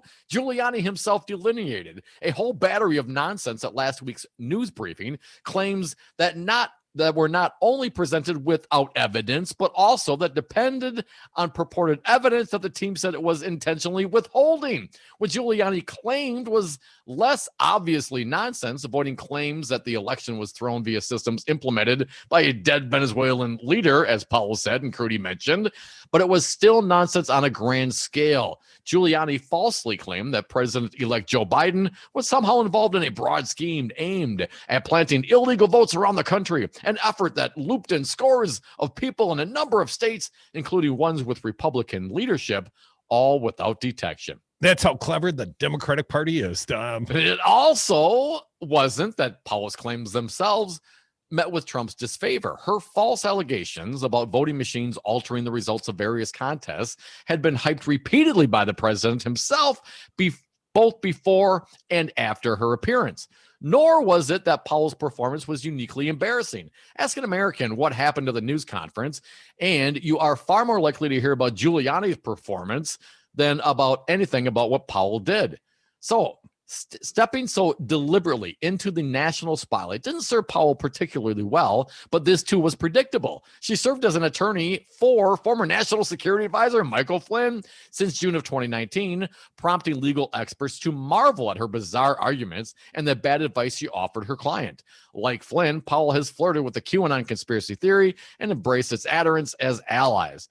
All of this was before Trump elevated her to his team. Powell did do two things that Giuliani avoided, however. The first was that she implied the involvement of Republican elected officials in her delineated conspiracy theory. We have no idea how many Republicans or Democratic candidates in any state across the country were paid to have the system rigged to work for them, she said. During the news conference, the available evidence suggests that the answer is zero, particularly since her theory of how voting machines work is itself nonsensical. This comment spurred an unusual rebuke from Senator Joni Ernst, a Republican from Iowa, to insulate that Republican and Democratic candidates paid to insinuate that Republican and Democratic candidates paid to throw off this election, I think is absolutely outrageous. And I do take offense to that, Ernst said. And Crudy, the senator, later added, to have that accusation just offhandedly thrown out there just to confuse our voters across the United States, I think that is absolutely wrong. It's a criticism that could certainly be applied to Giuliani's unfounded claims of rampant fraud as well, Crew. I noticed you skipped over Rudy's tonsillar failures. You know what that means? Hairdressing. Oh, I'm very familiar with running down the side failures. of his head. Yes, I've had a few tonsillar failures. Not of the hair dye variety, but you know what I mean. Powell was more specific during an appearance on Newsmax. She claimed she had evidence that would blow up the results in Georgia where Biden defeated Trump by a narrow margin. She also suggested the governor, Brian Kemp, he's a Republican, a longtime Trump ally, would be implicated by her imaginary findings. The other obvious failure on Powell's part was that she was unable to give Fox News adequate cover to present her claims uncritically. She had been slated to appear on Tucker Carlson's show last week, but backed out after Carlson asked her for evidence to support her claims. Carlson's bar for presenting allegations isn't high. He recently apologized on air for claiming that a dead man voted in Georgia, only to learn from a local television station that he hadn't. But Powell's hostile response to the request prompted Carlson to note the lack of evidence on air, even as he self-consciously insisted to his audience that he really, really wanted to be able to present her case. This may simply have been a lack of experience on her part. It's hard to imagine that Giuliani would similarly have been unable to either convince a Fox News host that his claims were legitimate or otherwise avoid being put in a position of tension with a sympathetic host. It seems likely that this inexperience and inability to play the game properly was what doomed Powell. Former New Jersey Governor Chris Christie, who has long advised Trump, disparaged her specifically during appearance Sunday on This Week. Sidney Powell accusing Governor Brian Kemp of a crime on television, yet being unwilling to go on TV and defend and lay out the evidence that she supposedly has. This is an outrageous conduct. Christie said he described the legal team broadly as a national embarrassment. It's hard to see how the assessment stops at Powell. Giuliani's behavior and claims haven't been much different. Right. But he has decades of ties to Republican officials, including the president, and years of experience navigating conservative media. You can think of Giuliani as being the Fox News of Trump's legal team, while Powell was the One America News, the former being an institution used to toying the expected lines of believability versus an upstart unburdened by rationality. Even Powell's attacks on Republican leaders hew to that dichotomy. As soon as the news conference ended last week, it was obvious that Powell's claims differed from Giuliani only in style. They weren't even compatible with what Giuliani alleged, claiming a vote rigging that seems as though it would obviate the need to commit the fraud Giuliani was discussing. But all of her commentary was acceptable to Trump and to the Republican Party until suddenly it wasn't. And as the author here, Philip Bump, reminds all, Giuliani remains employed. Right? So it's not like they've cleaned up all the messes, Dom. Just different messes. Well, maybe it was that she was a woman. And, Trump's not a fan of strong women, right? Well, Dominic, breaking news at this very moment. Michigan board votes to certify the state's presidential election results, dealing Trump another blow. How can he take it, Dom? Oh, that is awesome. The humanity. The Detroit Free Press is reporting a Republican member of Michigan State Canvassing Board broke with his GOP colleague Monday, joining two Democrats in voting to certify the state's election results. 3 members of the Michigan Board of State Canvassers voted to certify the state election results. Republican Norm Schinkel abstained. Breaking news out of Detroit, Michigan. Good luck with that, Trump. Well, there's still the recount going on in the state of Wisconsin, Dom, and my understanding, over 18,000 votes been challenged in Milwaukee County. Another day or two of this, and they may have enough to throw out enough Joe Biden votes. So Donald Trump theoretically could win the state of Wisconsin if you only recount the votes and allow them to throw out all the votes they choose. Right. The ones folded to fit the envelopes. Well, you can't have that now, can you? Apparently and my vote, Crudy, absentee vote, which I, did obviously prior to the election, dropped it off at my polling place before the election, put it in the little mailbox at City Hall. For some reason, that shouldn't count. And for the Republicans to continue to go along with this, man, it's hard to keep track. I'm not, my memory is, fellas, I don't remember a whole lot, but I will remember that the Republican Party in this state has tried to throw mine and lots of other people's ballots out because they don't like the fact that I legally dropped it off beforehand in the window as I was instructed to do. This is absolutely ridiculous. It will not happen. It didn't happen in Michigan. He's not going to get away with it in Wisconsin.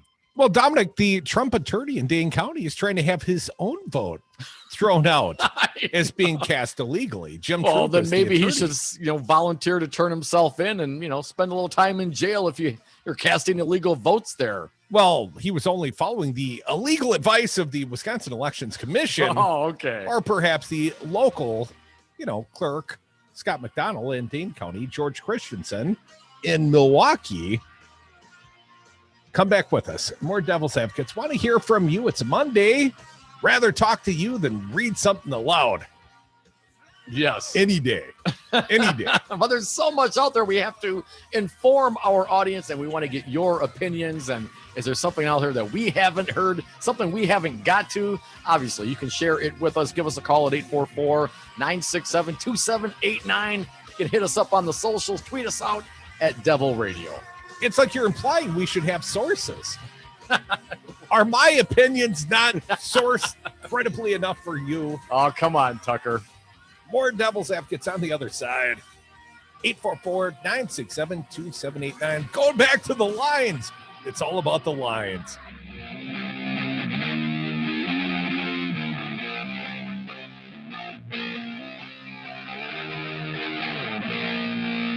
This is a conspiracy. That's what this is. One big damn conspiracy.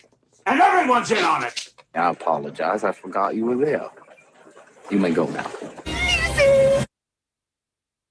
Jimmy, crazy local music supporters have surrounded the studio. Take a look. What do the signs say? Support local music, double dipping is a right, and I love the Jimmies. What do they want? Live local music, Jimmy. Catch MaxSync Radio every Saturday evening for the best of local music from Wisconsin. And live music performed in the Devil's Lair. Go to MaxSyncRadio.com for the live music schedule. It's MaxSync Radio, Saturdays at 6 on Devil Radio 92.7. Give them what they want, rocker.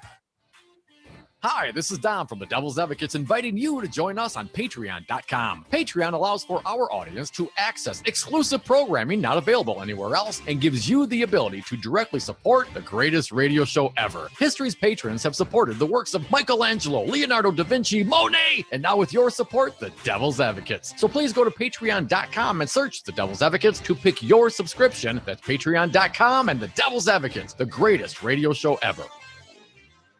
The Lazy Oaf Lounge is Madison's East Side place for friends and family. Whether it's for lunch or dinner, you know you're in for a tasty treat. Awesome apps, burgers, pizza, and the best fish fry in Madison. And join us to cheer on the green and gold with 50-cent wings, beer bucket specials, and free Jell-O shots with every Green Bay touchdown. Plenty of TVs inside or out on the patio. The Lazy Oaf Lounge, 1617 North Stoughton Road, and online at lazyoaflounge.com. Listen to the Devil's Advocates live weekdays from 2 to 5 p.m. You guys are getting it done. You boys are the light of my day, and I've been listening to you for many years. I love you guys. You're the greatest thing that has happened to Wisconsin radio. If it wasn't for your radio program and getting out the vote, who knows? I got to give you guys so many props. I'm pretty sure your guys' radio station had a direct impact on that. You're welcome, everybody, and thank you.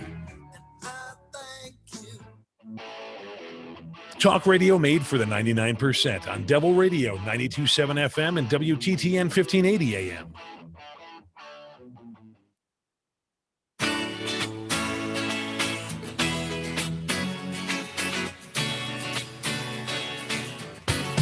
Ass, grass, or cash. Nobody rides for free. Dom and Crute are the Devil's Advocates. And we are back. Thank you for listening to the Devil's Advocates radio show. Join us on the phones at 844-967-2789. Dominic, I've got some updates from Righty Whitey World, but let's get to the phones first. We've asked for callers. We've got a few. Let's get to them. Start with Dick from Madison. Dick, welcome back. What do you got for us? Hey, Dick. Dick, you Hello, eat lunch, man? But come on, man. Called us and made a sandwich. Dick.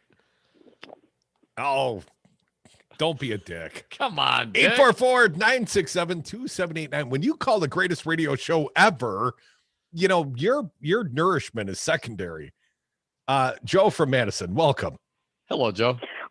Hope we didn't catch you mid-snack. He's getting ready for Thanksgiving. We can't blame him for that. I wanted to comment on one of your callers from last week who was the wonderful nurse who I described her name as Rebel, who had this wonderful way of how we should deal with our COVID restrictions for Thanksgiving, and said, really, a nurse shall lead us, because she said, listen, let's just embrace this. You know, put your jammies on. You don't have to get your clothes on all day, and you can eat your Thanksgiving dinner right out of the pan. You don't have to be nice to anybody. Just shovel it in. And I really wanted to embrace that, and I hope that your callers over the next several days will describe how their COVID Thanksgiving went, because I think it's an opportunity for a little cultural exchange. And I certainly will call back and offer my 2 cents. But I unfortunately was drawn back down memory lane, sadly, with Earl Ingram's talking about Sheriff David Clark. And I just thought, man, people just never go away, do they? They just keep coming back. Like bad pennies. They keep turning up. Him, Scott Walker, Scott Jensen. Reince Priebus, Paul Ryan, yes, our Wisconsin crew, might we say. And I went back and just did a tiny little bit of reading about David Clark, and I did not realize that back in 2015, Sheriff Clark, Mr. All Hat, No Cattle, he claimed $150,000 in speaking fees and travel engagements while he was doing this job. While he was sheriff of my county, Joe. Yes. Paid better than the day job. Yeah, and then the next year he claimed $220,000, and not around so much. And while he was gone, we had the guy who died under his watch of dehydration, right? And the women who were a guy in the county jail died of dehydration. It took him like 7 days to die after they turned his water off under Sheriff Clark's watch. Well, not really his watch, because he was out gallivanting around moonlighting while people are dying in his jails. Yeah, so here we are, and my first memory of him was way back when we had a photo of Mr. Clark in Moscow meeting with the Russian foreign minister. And I remember at the time thinking, why would the Russian foreign minister be interested in a county sheriff of Milwaukee? This makes no sense. And then, of course, the ties to, ready on the memory parade, Marina Butina, remember? Yep. Oh, yeah. Alexander Torshin. The NRA. It's a walk the runway with the grifters and the liars. And once again, well, I preferred to talk about Thanksgiving and what we were going to eat and how much fun that would be, but I had to go back and recall the fun of Mr. All Hat, No Cattle yet again back on the scene. So I hope that the folks will call with how they're celebrating their COVID Thanksgiving, and I think Rebel, Nurse Shalitas, really provided some instruction on how to do that. Yeah. Well, even points, our Joe. callers have fans. Joe, appreciate you listening at 844-967-2789. But isn't it? And I mean, Sheriff David A. Clark keeps coming around, right? He keeps popping up at these rallies. He was in Michigan, encouraging the open up rally. Well, he was part of fronting the group that Steve Bannon was pulled off the billionaire Chinese guy's yacht for, the Build the Wall thing. Yeah. Sheriff David A. Clark Jr. was one of the lead fundraisers for that. You serious, Clark? Yeah, I'm how serious. he Yeah, has we're escaped serious. indictment to date is a little surprising. And let's not forget, he quit the job with claims that he was going to work for the Trump administration. And you can look at all the fine people they've hired, and the fact that he could not meet the standard of the Trump administration, what's he got in his past? Oh, but is this? And I don't mean a trip to Moscow. That's It's a freak acceptable. show. It is a freak show for real. I mean, these are not individuals that are concerned about, governing and self-governance and the Constitution. These are individuals that are out to make a buck. And I'm not even going to begrudge someone for doing that. I But wish we if could figure out how to do that. Where do we have to Amen, sell brother. our souls? Well, if that's part of it, if the only way I can get it, break into $250,000 a year if I show up at a bunch of rallies and tell a bunch of yahoos that, grab your AR-15s and go storm the Capitol and encourage, this vigilantism / domestic terrorism, but with white nationalists, if that's what it takes, damn, hell no, I don't want anything to do with that. What kind of a life is that? What kind of people are scrounging around this administration and ultimately the workings of government? Now, I'm not, again, maybe it's only just been the last 10, 20 years that I've opened my eyes to start to kind of pay attention a little bit, but this is disastrous. This is terrible. Freedom. You're right. Scott Walker's going to be what? The President Ronald of Reagan the Young Nazis group. I mean, just go away, people. But they can't. They won't. It's not in them. There's too much power, too much money, and too much ego for these folks to just sit by and go do another job somewhere. Well, Dominic, I've been kind of counting the days till Rush Limbaugh either retires or the actuarial tables catch up on him. But today, even Rush Limbaugh is acknowledging the president's legal team better have some evidence. According to Limbaugh, today on his bloviating show, Trump legal team better produce something fast. TheHill.com reporting, conservative radio bloviator Rush Limbaugh said President Trump's legal team is running out of time to produce evidence of voter fraud if they hope to overturn the results of the 2020 election. Maybe they should have done it in one of those 30-some court cases. Limbaugh, speaking on his show Monday, referenced the lengthy press conference held last week by Trump's legal team that prompted bipartisan criticism over the nature of the allegations and lack of evidence provided. I talked to so many people who were blown away by it, by the very nature of the press conference. They promised blockbuster stuff, and then nothing happened. And then that's just not good, my friends. If you're going to do a press conference like that with the promise of blockbusters, then there better be something more than what the press conference delivered. Yeah, it delivered a big, fat nothing burger. Now Sidney Powell is supposedly out, jumped the shark, got out over the skis, but apparently she's still going to be working along with Linwood, trying to make the case that she says is there all to be made all along, Limbaugh said, referring to Atlanta attorney who filed a lawsuit to stop the certification of Georgia's election.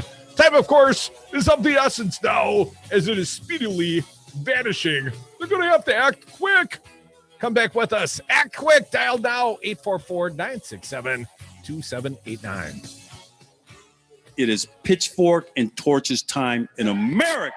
Who's coming with me? KKK? That's not good. Do you know the Devil's Advocate started as a podcast? Just two buddies talking into an iPad because we thought we had something to say. Do you have something to say? Let Devil Radio guide you. Launch your own broadcast quality podcast. Utilize our studios and staff, our hosting platform, and we will even promote your podcast on Devil Radio. Monthly packages start at just $295. Devil Radio's podcast platform to launch immediately after the election. Call today to learn more. 608-819-TALK. Stream the Devils and progressive news and talk 24/7 at the Devil's Advocates Radio Network, Wisconsin. That's DARNWI.com. That's DARNWI.com. Five9's, your local single source IT solutions provider, specializing in cloud technology, consulting, servers, networks, and hosting. We manage your IT so you can focus on running your business. Enjoy technology. Enjoy Five9s.com. You are listening to WTTN 1580 AM Columbus and W224EG 92.7 FM Madison. Always streaming at Talk 92.7 FM. AP News, I'm Tim McGuire. A third major vaccine is proven to be at least 90% effective against the coronavirus. AstraZeneca's drug, developed with Oxford University, has two advantages over the vaccines developed by Pfizer and Moderna. It's less expensive to make and can be kept refrigerated, not frozen, making it easier to store and transport. Immunologist Adam Finn says now comes the hard part. The next challenge is going to be to get enough people immunized fast enough to have an impact on the virus. And that does take time. I mean, it simply takes time to manufacture, to get the vaccines distributed, and then to get them into people's arms. The FDA has given emergency approval to an antibody drug developed by Regeneron. Health and Human Services Secretary Alex Azar says the drug delivered by IV drip is good for people with mild to moderate symptoms. Keeping patients out of the hospital with this therapeutic can reduce the strain on our healthcare system, help hospitalized patients receive better care, and in all likelihood, save lives. The government will ship some 30,000 doses of the drug immediately. President-elect Joe Biden chooses former Federal Reserve Chair Janet Yellen to serve as Treasury Secretary. That's according to a person familiar with Biden's transition plans. The AP's Ben Thomas reports Biden is also turning to seasoned national security and diplomatic hands. The appointments signal a stark shift from the Trump administration's America First policies that disparaged international alliances, career diplomats, and other veteran government officials. In a statement, the Biden transition team describes the group as experienced, crisis-tested leaders who will start working immediately to rebuild U.S. institutions and renew and reimagine American leadership to keep Americans safe at home and abroad and address the defining challenges of our time, from infectious disease to terrorism, nuclear proliferation, cyber threats, and climate change. Ben Thomas, Washington. This is AP News. Hey y'all, it's your girl Cheryl Underwood, and as you know, I'm a huge fan of Metamucil, and I have some news to share. Metamucil now has a delicious fiber gummy made by the #1 doctor-recommended fiber supplement brand. These gummies are a convenient way to get more fiber. That's because Metamucil fiber gummies are made with an exclusive blend of prebiotic plant-based fibers that give you 5 grams of fiber in each serving. I want you to promote your digestive health by trying new Metamucil gummies today. These days, everything's customized to you, from your TV show recommendations to your smart speaker. Isn't it time your trading platform was too? Say hello to Thinkorswim. Thinkorswim is fully customizable, so you can create your own indicators, perform technical analysis, and use personal predictions to forecast the values of stocks you care about. Get a tailor-made trading experience with Thinkorswim. Learn more at tdameritrade.com/Thinkorswim. TD Ameritrade, where smart investors get smarter. Member SIPC. America has chosen Joe Biden and Kamala Harris to lead our country. Now it's time to get to work. Time to expand healthcare and tackle the coronavirus pandemic. Time to restore our democracy and unify our nation. It's time to put this administration to work for us. Text ACT to 668-366 to join the Move On movement to build an America for all. MoveOn.org. Political action paid for and is responsible for the content of this advertising. Poll.moveon.org. Not authorized by any candidate or candidates committee. Stream the Devils and progressive news and talk 24/7 at the Devil's Advocates Radio Network, Wisconsin. That's DARNWI.com. That's DARNWI.com.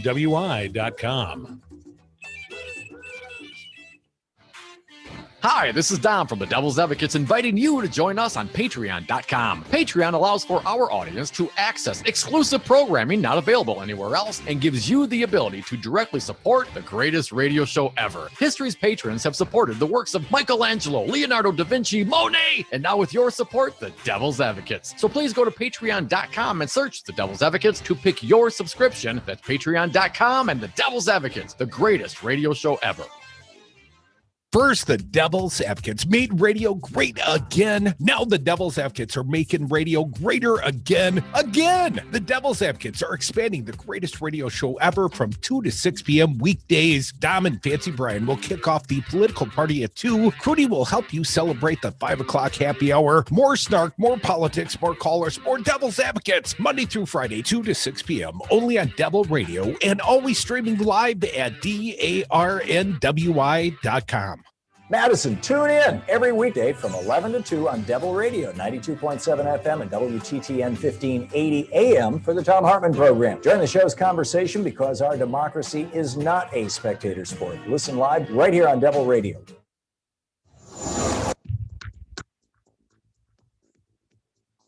For Devil Radio, 92.7 FM and WTTN 1580 AM. I'm Luke Mathers with your headlines for Monday, November 23rd. The attorney leading President Donald Trump's recount effort in Wisconsin voted illegally according to his own legal argument that in-person absentee ballots should be thrown out. So did his wife. Jim Tropis, a former Dane County judge and Cross Plains attorney who is representing the Trump campaign, would not answer questions about why he and his wife voted that way. More than a fifth of Madison police personnel have had to quarantine this year after getting or being exposed to COVID-19, and the police and fire departments combined have had to find replacements for at least 870 shifts because of the people scheduled to work them were in quarantine. You're listening to Devil Radio, 92.7 FM and WTTN 1580 AM.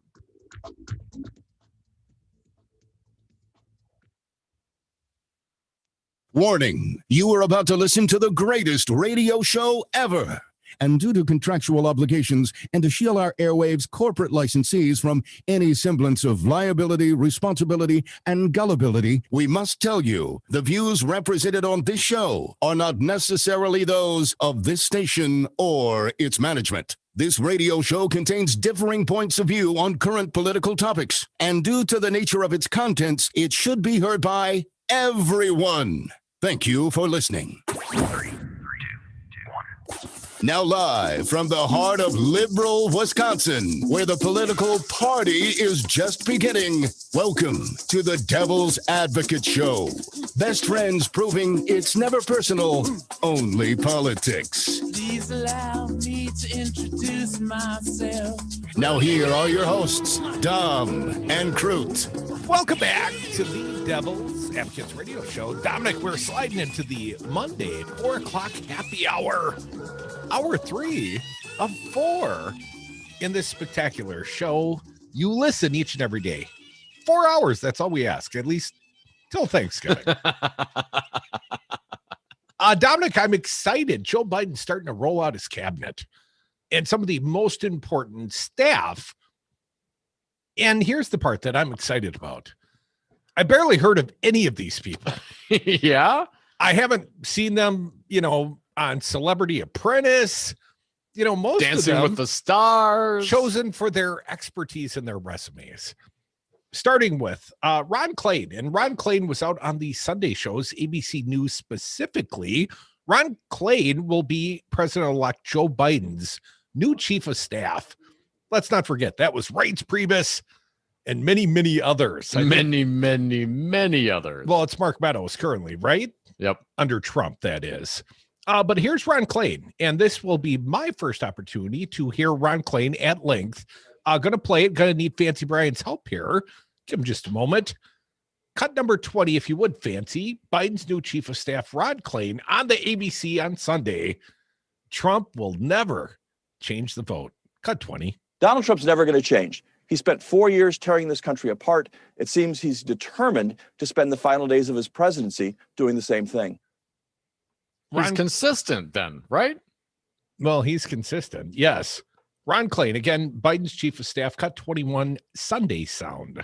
At 12 noon on January 20th, Joe Biden will become the next president of the United States.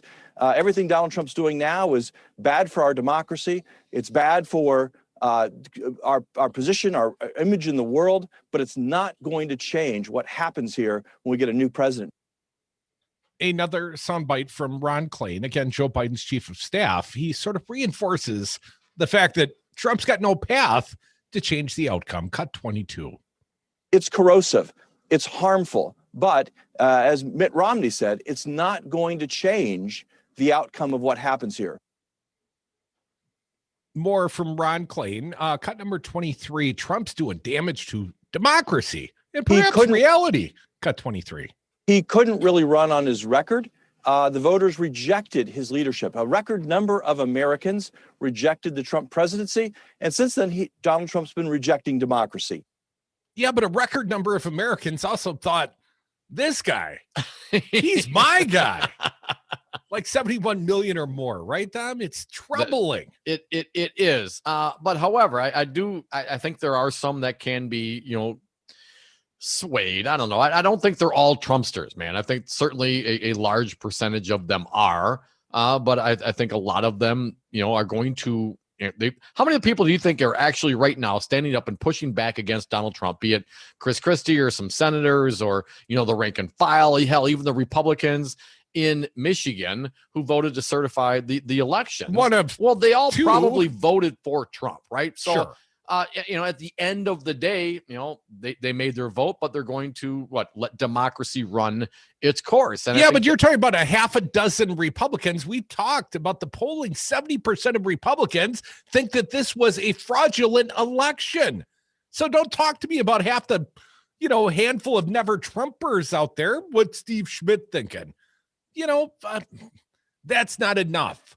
That's not enough. Do you see Bernstein put a tweet out there, name names like 21 Republican senators when not in public that will bash Donald Trump in private through aides, through staff, to journalists.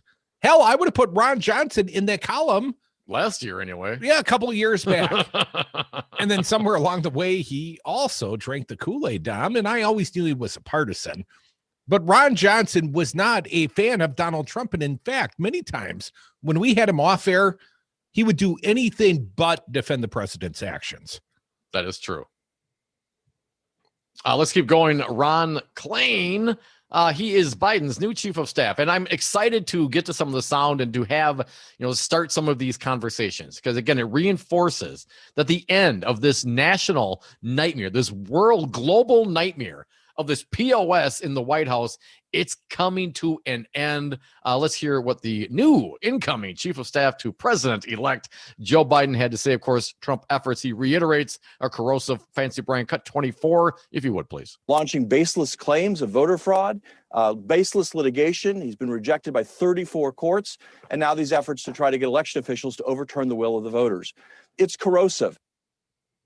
It is corrosive. Longer cut, number 28, Biden, what the team doesn't have, if you would, Brian.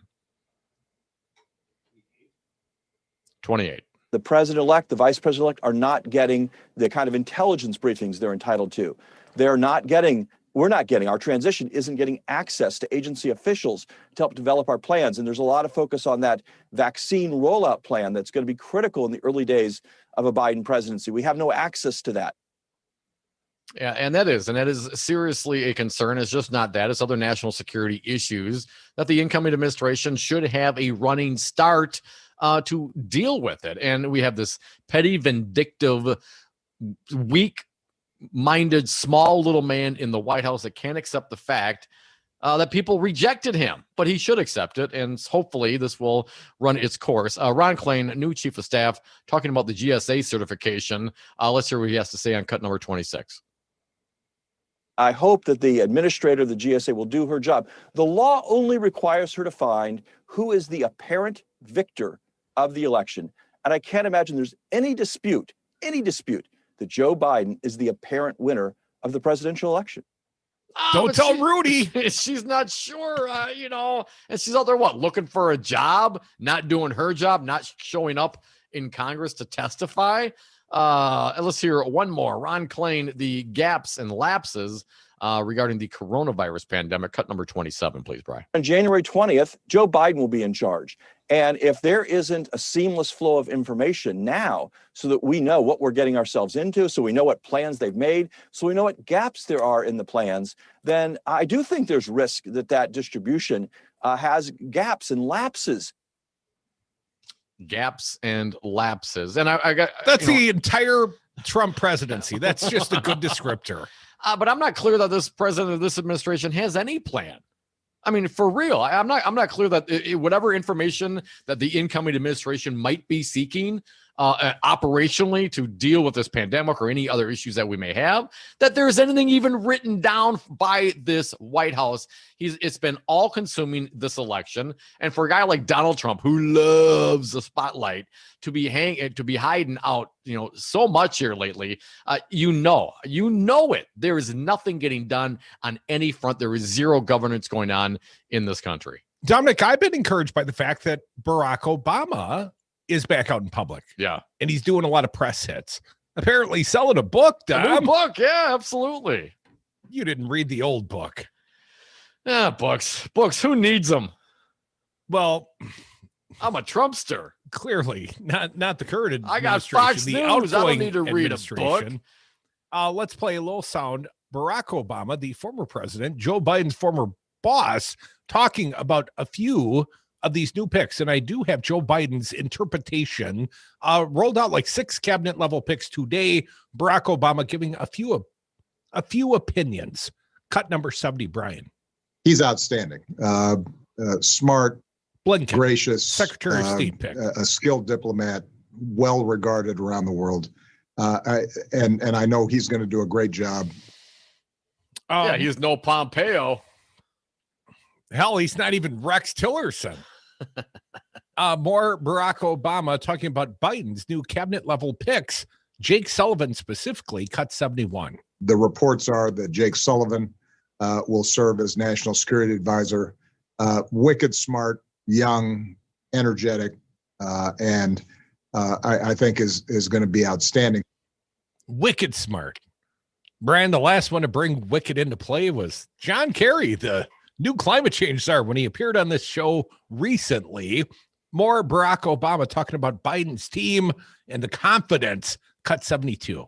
You're seeing a team develop that I have great confidence in. More Barack Obama. Are they the right team? Cut 73. There's been some damage done that is going to take some time to dig ourselves out of. But there's no doubt that Joe's got the right people to do it. And I have every confidence they'll be able to do it. It just may not happen instantaneously. Down in a hole. More Barack Obama, the former president, talking about the Biden worldview. Cut 74.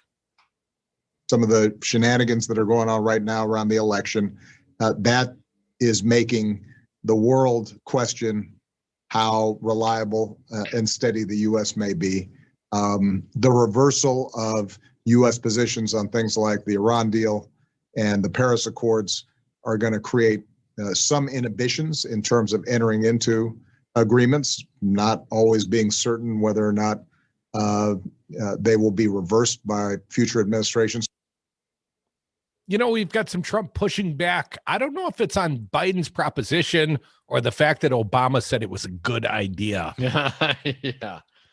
No, I did get an email from Joe Biden. My first cabinet nominations from the Biden-Harris transition. It's a new header on the page, Dom. Ooh, all right. Get this one started. I'll read you the precursors. Michael, it's been a couple of weeks since I last reached out. In the time since, we have been hard at work building a government that reflects the values we campaigned on, healing our nation's great divides at home and restoring our leadership role abroad. You were an integral part of our team, so I wanted to share some exciting news. I've selected my first cabinet nominees. The men and women I'm announcing today will be the core members of my national security, foreign policy, and law enforcement team. They are experienced and crisis tested. They will keep us safe and secure, and they are leaders who look like America and reflect my core belief that America is back and that we lead not just by example, but by power, by the example of our power, but by the power of our example. I'm honored to introduce 6 extraordinary individuals, which we'll share with you after this short break. More Devil's Advocates, Biden's cabinet, the first picks. 2 minutes.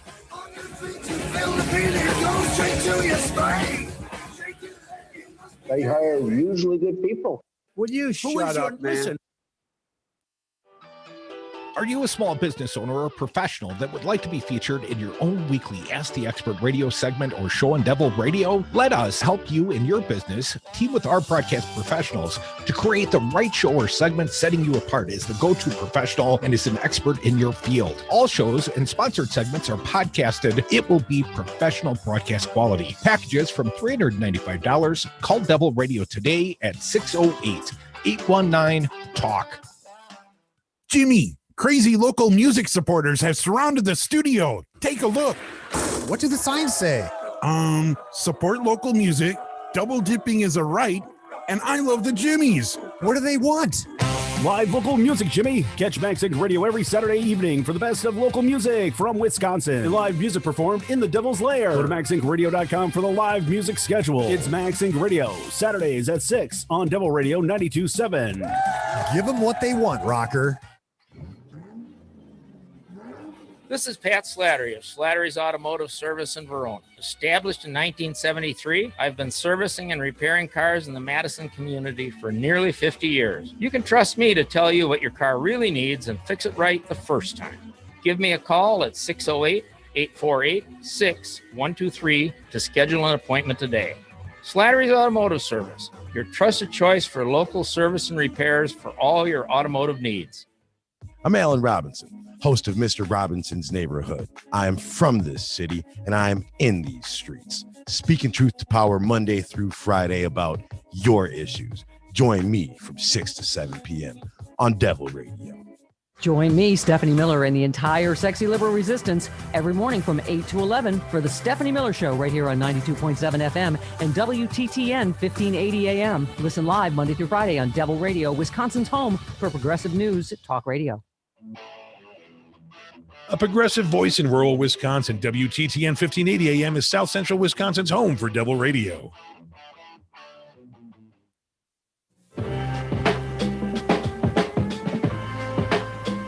When they go low, we get high.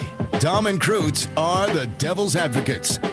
Damn, it feels good to be a gangster. And we are back from the 420 break. Thank you so much for listening to the Devil's Advocates radio show. You can join us on the phones at 844-967-2789. Dominic, I'm going to lay out these 6 new cabinet level picks.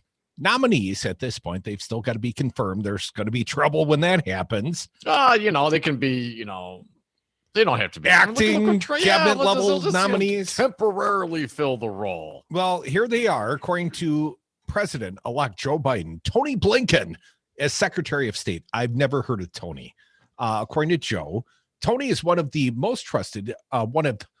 most trusted advisors, and no one is better prepared for the job. He served as my staff director at the Senate Foreign Relations Committee when I was senator. He went on to serve as my national security advisor when I was vice president and as deputy secretary of state under President Obama, continuing a lifelong dedication to public service. Tony is universally respected by those who know him, and with good reason.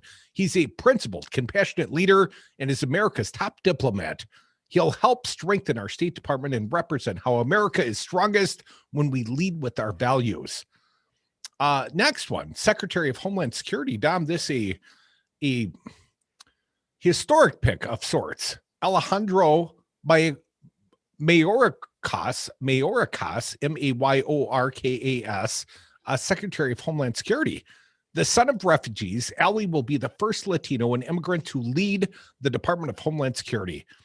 Obviously, trying to make a statement here, and I like this statement, Joe Biden. As Deputy Secretary of Homeland Security under Obama, he led the implementation of DACA, enhanced our cybersecurity, and responded to natural disasters, and public health threats like Ebola and Zika. He will play a critical role in fixing our broken immigration system and understands that living up to our values and protecting our nation's security are mutually exclusive, and under his leadership, they'll go hand in hand. Dominic, another one here. Avril Haines is Director of National Intelligence. The consummate national security professional, Avril is the first female deputy director of the CIA. And now she will be the first woman to hold the office of Director of National Intelligence. Again, another diversity pick by Joe Biden. I don't know her, so I can only comment on the diversity of the pick, Dom. I being Joe Biden, worked with her for over a decade. She's brilliant and humble and will always tell it straight while engaging in this work in a way that reflects our shared values. Under her leadership, our intelligence community will be supported, trusted, and empowered to protect our national security without being undermined or politicized. We will be safer because of her. Ambassador Lynn Thomas Greenfield is U.S. Ambassador to the United Nations. She's a 35-year vet of the U.S. Foreign Service. Above and beyond that, Jake Sullivan is National Security Advisor. I'm going to tell you a little more about Jake. Jake was talking on behalf of Joe Biden, National Security Advisor during my vice presidency, and a top advisor on domestic and foreign policy throughout my campaign, including on our strategy for controlling the pandemic.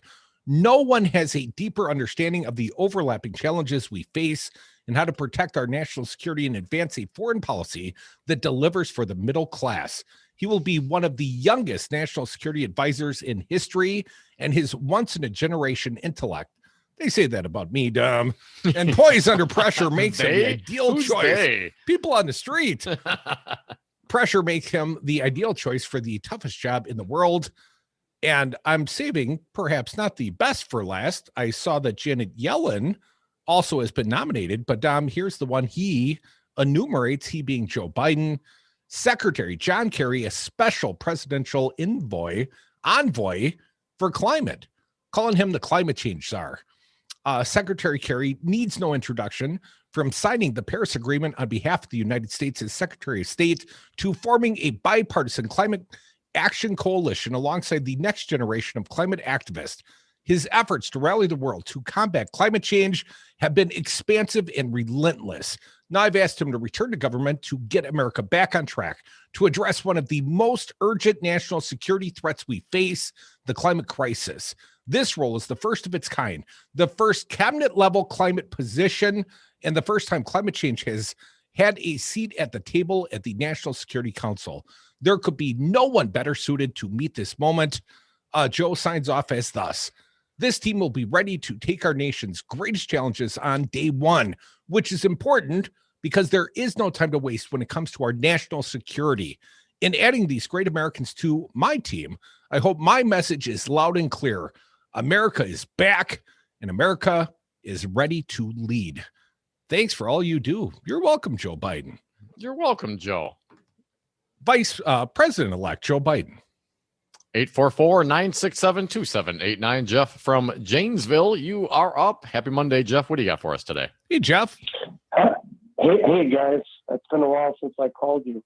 You back from Montana, Jeff? Was that you? Yeah, I'm used to be Whitefish, Montana, Jeff. I'm currently battling the COVID. Oh no, man. And yeah, my girlfriend, I took her into the emergency room in Madison at the UW this morning, and she's currently on her way to the field hospital in Milwaukee. It's in her lungs. Yeah. Oh, I'm sorry to hear that, Jeff. This, I'll tell you, these right wingers think that this is just some kind of made up story, or it's no worse than the flu. This thing's a whole lot worse than the flu, guys. I mean, I've been battling this for 2 weeks now, and so is she, and now it's in her lungs, and I'm devastated. I don't know if I'm going to ever see her again. I don't know. They're going to be giving her all them chemicals that Trump got, all the steroids and all that other stuff, and she's on oxygen now. This is horrible, man. I've never been. I mean, I used to think of myself as a rugged individual. This country's supposed to be full of us, right? Yeah. I'm just crying like a friggin' baby. Jeff, sorry about your troubling news, man. Sorry for your girlfriend's troubles as well. Folks, we are the Devil's Advocates. COVID affecting so many of our friends. Come back with us. More of your phone calls welcome at 844-967-2789. all you Republicans that helped me to win, I sincerely like to thank you. But now I got the world in the palm of my hand. Damn, it feels good to be a gangster. I got a joint here, man. I've been saving for a special occasion. Lion, dog, face, pony soldier. Talk it up, man. Get your work straight, Jack. Gonna grab your... Quit surfing the dial. You already found the greatest radio station ever, Devil Radio, on 92.7 FM and WTTN 1580 AM. At Chad's Design Build, we value honesty, hard work, accountability, and humility. And we have the same expectations for our elected leaders. We don't ignore problems and we don't blame others when we make a mistake. Right now, we all need to focus on helping each other, restoring health to our community, demanding accountability from our leaders, and showing gratitude to the people who sacrifice for others. On behalf of our entire team at Chad's Design Build, this is Chad Spate. Stream the Devils and progressive news and talk 24/7 at the Devil's Advocates Radio Network, Wisconsin. That's DARNWI.com. That's DARNWI.com. I'm Alan Robinson, host of Mr. Robinson's Neighborhood. I am from this city, and I am in these streets, speaking truth to power Monday through Friday about your issues. Join me from 6 to 7 p.m. on Devil Radio.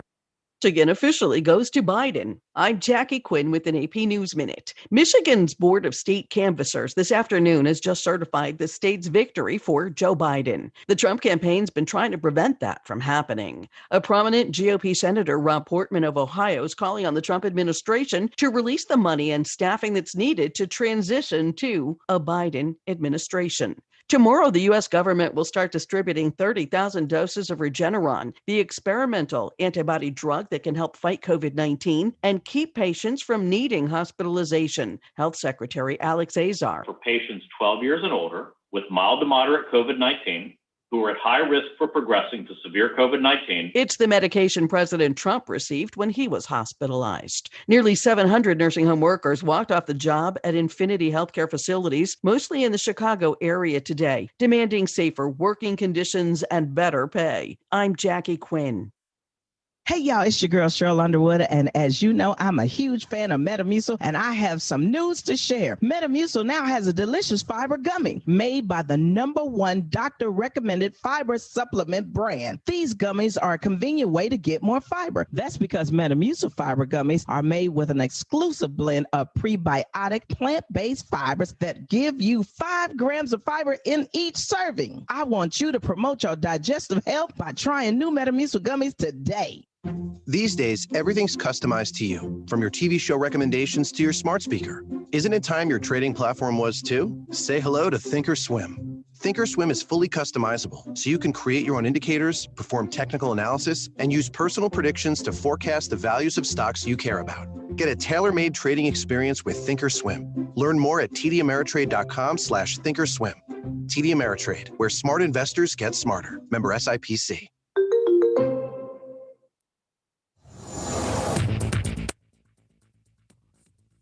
For Devil Radio, 92.7 FM and WTTN 1580 AM, I'm Luke Mathers with your headlines for Monday, November 23rd. For the first time in over a month, the Wisconsin Department of Health Services reported no new deaths on Sunday.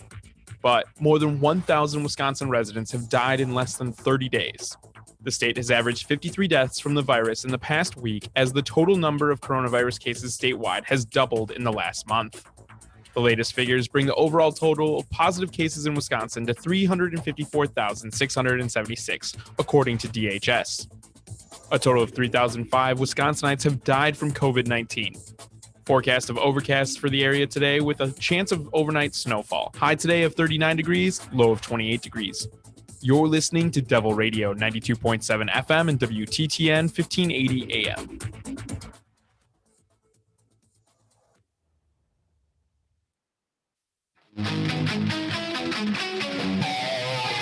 The Devil's Advocates.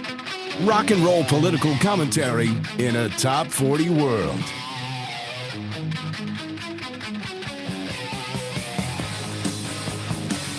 Welcome back to the Devil's Advocates Radio Show, the 4 o'clock happy hour continues. And Dom, I'm happy to say we've been stocked up. Jeff, my pal from Mount Horeb, used to ride on my bus route in the morning on the way to school. Yeah. We were comparing notes. You know, we were neighbors growing up. And he brought like 4.5 cases of beer. Oh, my. A bottle of scotch for you, apparently, and Ooh. a big old bottle of spiced rum for my tummy tum-tum. It is the Scotch time of year. Thank you, Jeff. That is a very generous gift, I got to admit. Yeah, the wrong week. Quit drinking. Yeah, excellent choice. And I have not given up drinking this week. I might have to next week, after I get back from rehab. Want to thank Edward also. Edward has always been very creative in finding ways to help out this little radio endeavor. Sent me $100 check.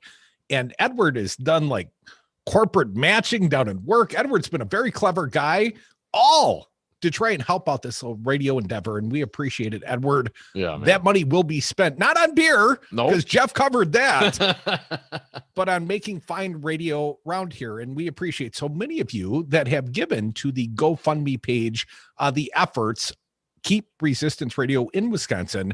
A number of people have given up late. That money will get spent on radio making, not on drinking. No day drinking required. That was also generously gifted to us. Thank you, Jeff. We do appreciate it. Thank you so much. All the generous people. Thank you all. Yeah, it's awesome. It is heartwarming, Dom, because sometimes, we get our asses handed to us around here, kind of like Rudy Giuliani in a court case. And just when you're starting to sink low, someone brings you 4.5 cases of beer and a couple bottles of booze, or a check comes in the mail. It's all very encouraging. Thank you all so much. Very generous people. We love our fans. Yes, we do. And And you we can love join them. us. Yeah, when they call us. Absolutely love them even more than hell. 4 hours of radio. It's just not the same without you, our audience. So join us at 844-967-2789. But Dominic, I don't know if I'm trying to raise money right, because I keep getting these solicitations from the Trump team. And I think even they realize that the time might be getting short. I just got one a few seconds ago. Breaking. President Donald Trump requested a list of all patriots who step up in the next 15 minutes. I mean, they're really putting on the time pressure. It's like a blue light special at Kmart when I was a kid.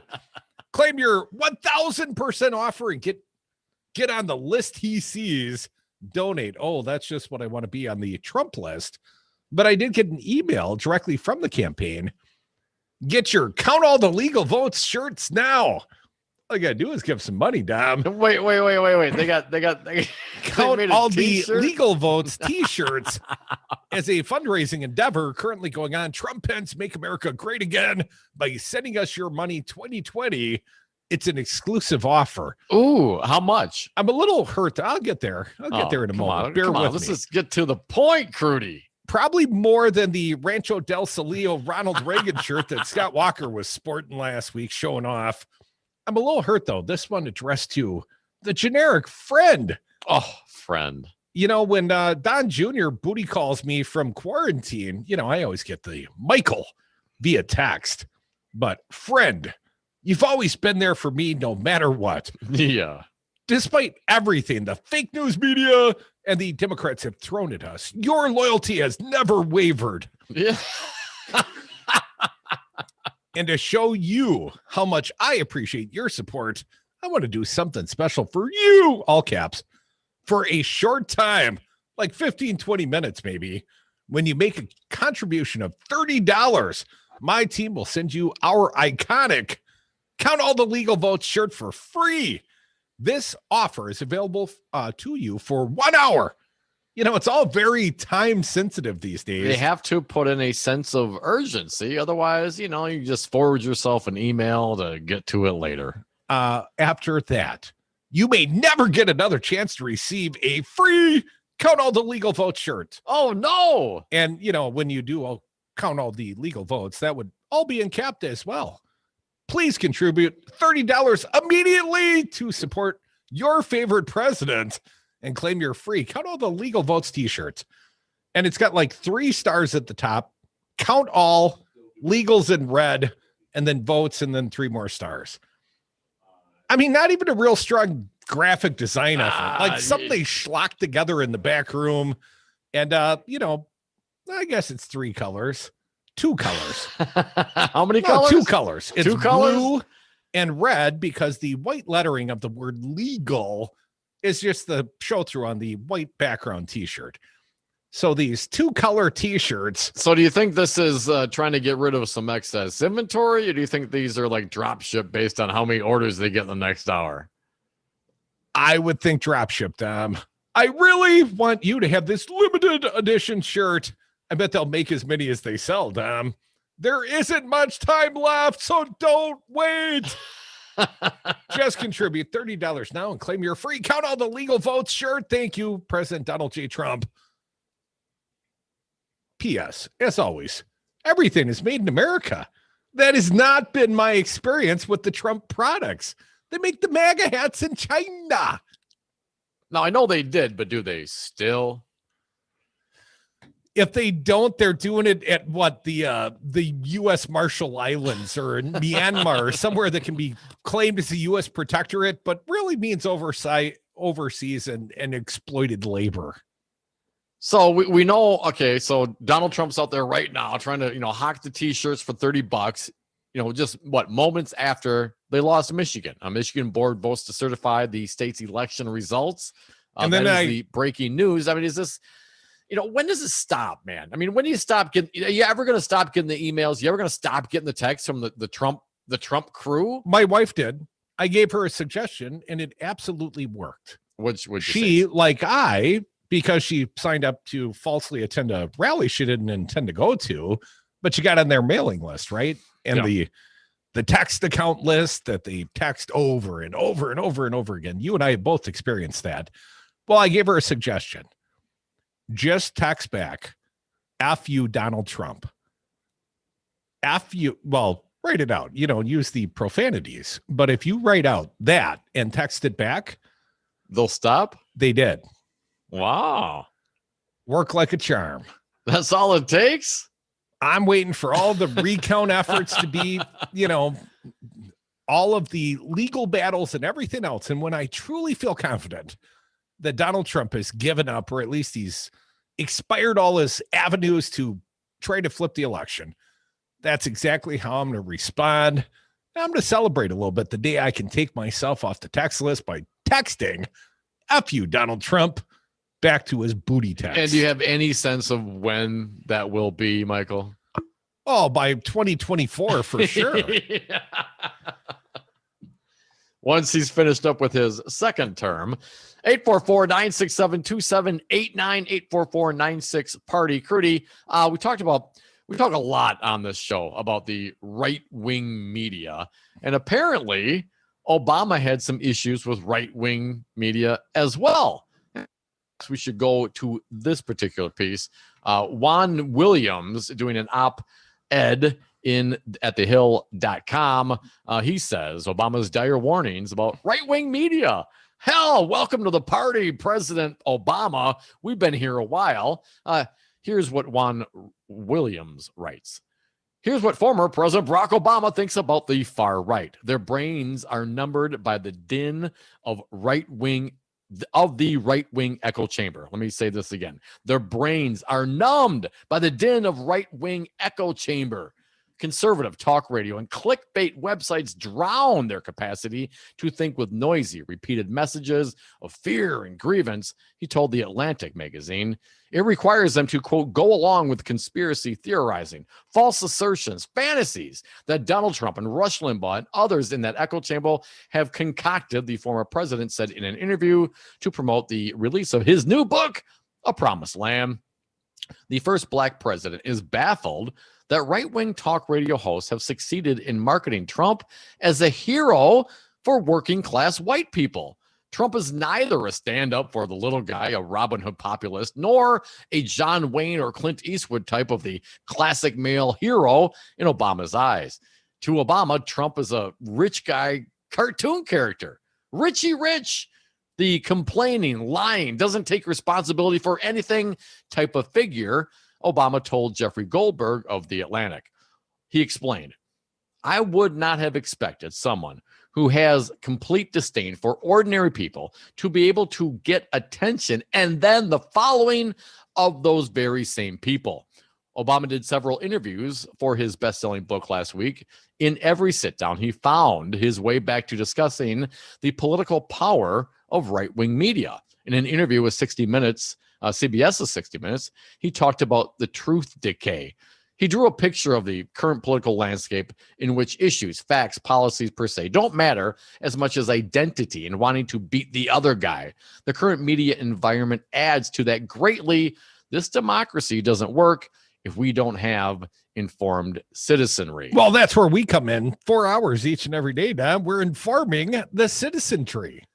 And I think this is absolutely right in a couple of respects. Number one, of course, to address, as we have often on the show, what is the right-wing talk media, how they impact and the reach, the reach and power of that institution, which that is right-wing talk radio. That, along with the glorification of ignorance is somehow a rebellious streak in this country. To stand on a position without looking at the facts or opening yourself up to, the possibility that maybe it's misled or wrong, or, without being able to take in and digest new information, perhaps to seek knowledge and greater wisdom.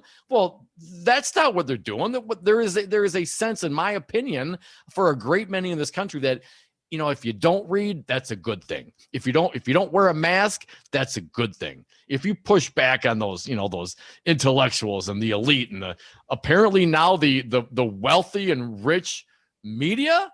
I mean, the media, you hear these folks ripping on the media like there's some sort of, pulling the strings types. The media. I mean, I don't know what the hell kind of media they're talking about. They're certainly not talking about radio, Crudy. At least not lefty radio. A little bit more here. In the Atlantic interview, he, being Barack Obama, said with alarm, far-fetched conspiracy theories are circulated until some people genuinely believe the Democratic Party is up front for a pedophile ring. The power of right-wing media to distort reality is the single biggest threat to our democracy, Obama added. Obama's take on right-wing media comes across as a warning to President-elect Joe Biden. In an NPR interview, Obama identified media that is focused on ratings rather than the well-being of the nation is one of the biggest challenges that Biden will face upon taking office in January. Again, a quote from Barack Obama. I think Steve Bannon explicitly said, we're just going to fill up the information pipeline with excrement and it'll get very cloudy. It doesn't really matter whether ultimately what we're seeing is disproven. It creates confusion and uncertainty in the minds of voters, and that's enough for purposes of getting power. Obama is signaling to Biden that misinformation and political tribalism form the basis of Republican hostility to compromise in solving difficult issues facing the nation. Those factors will not go away with the defeat of Trump. A little bit more. If he is correct, the right-wing media echo chamber is the bigger problem than Senate Majority Leader Mitch McConnell or any other political opponent on the right. And that means Biden will have a hard time fulfilling his promise to unify the country. Well, he certainly will if he doesn't get on the Devil's Advocates radio show, Dom. See, that's what I'm saying. It's the only way it's going to work out. President-elect Joe Biden, get on this show about once a week. We'll do a town hall like Bertie used to do it. Come back with us. More Devil's Advocates every day as a town hall when you dial us up at 844-967-2789. Got a happy hour, but we're not done with the 4 o'clock hour yet.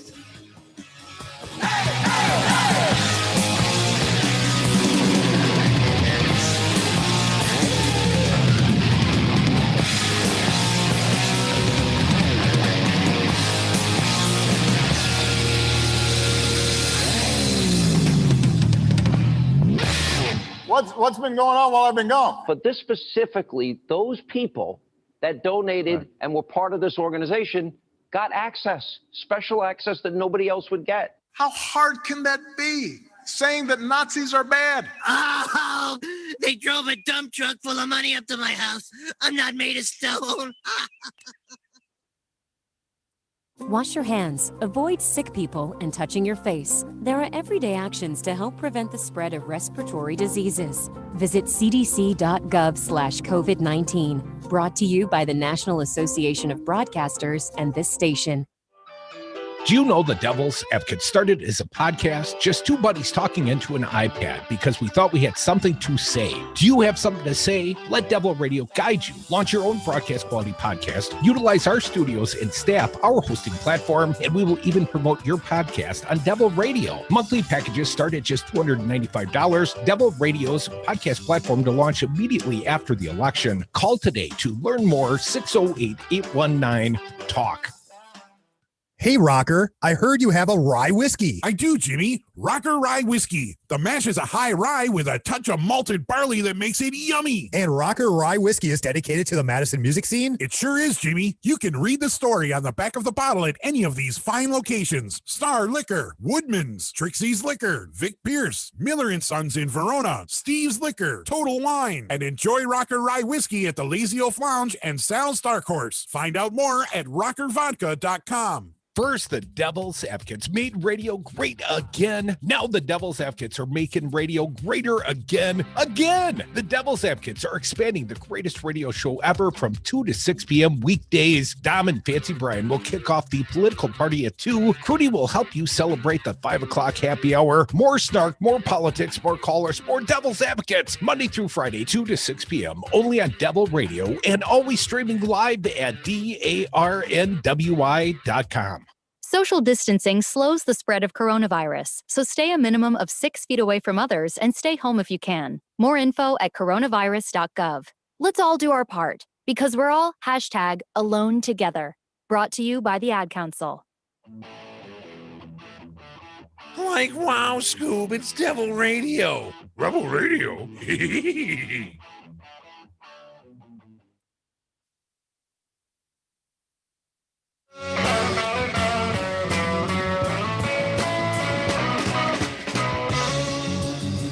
The Devil's Advocates, the fix for political junkies everywhere.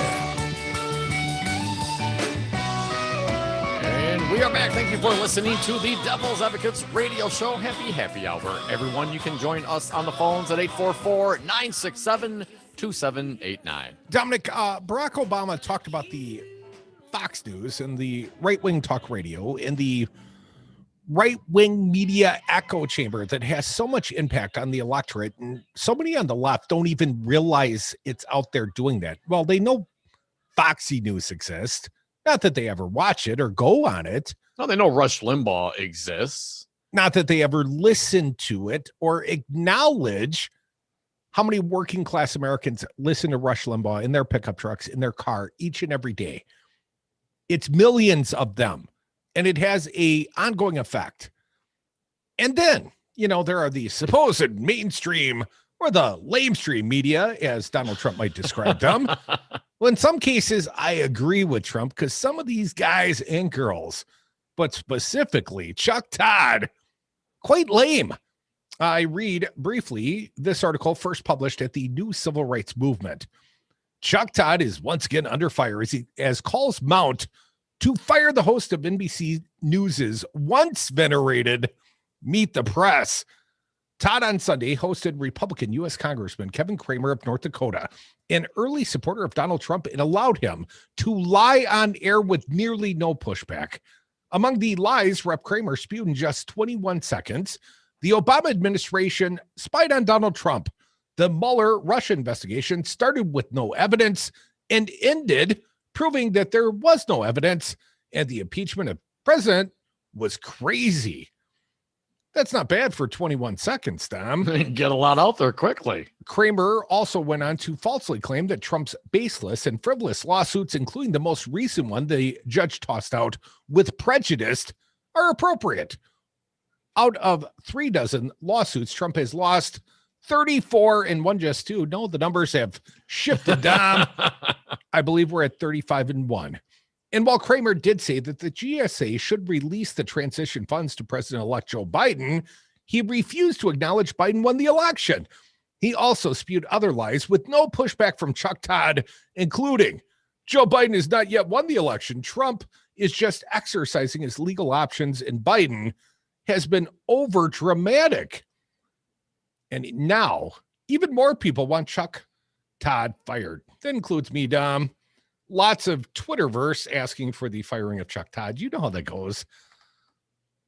But it's one thing when the Fox News has a friendly opinion host and they host the Trumpsters. Think Tucker Carlson. Think Laura Ingram. Think Judge Janine, right? I mean, it's bad enough that they've got all these friendly platforms to go to. But then when a lying Republican comes on Meet the Press on Sunday morning and Chuck Todd just sits there and tees them up, you know, with friends like these, who needs enemies now? Well, I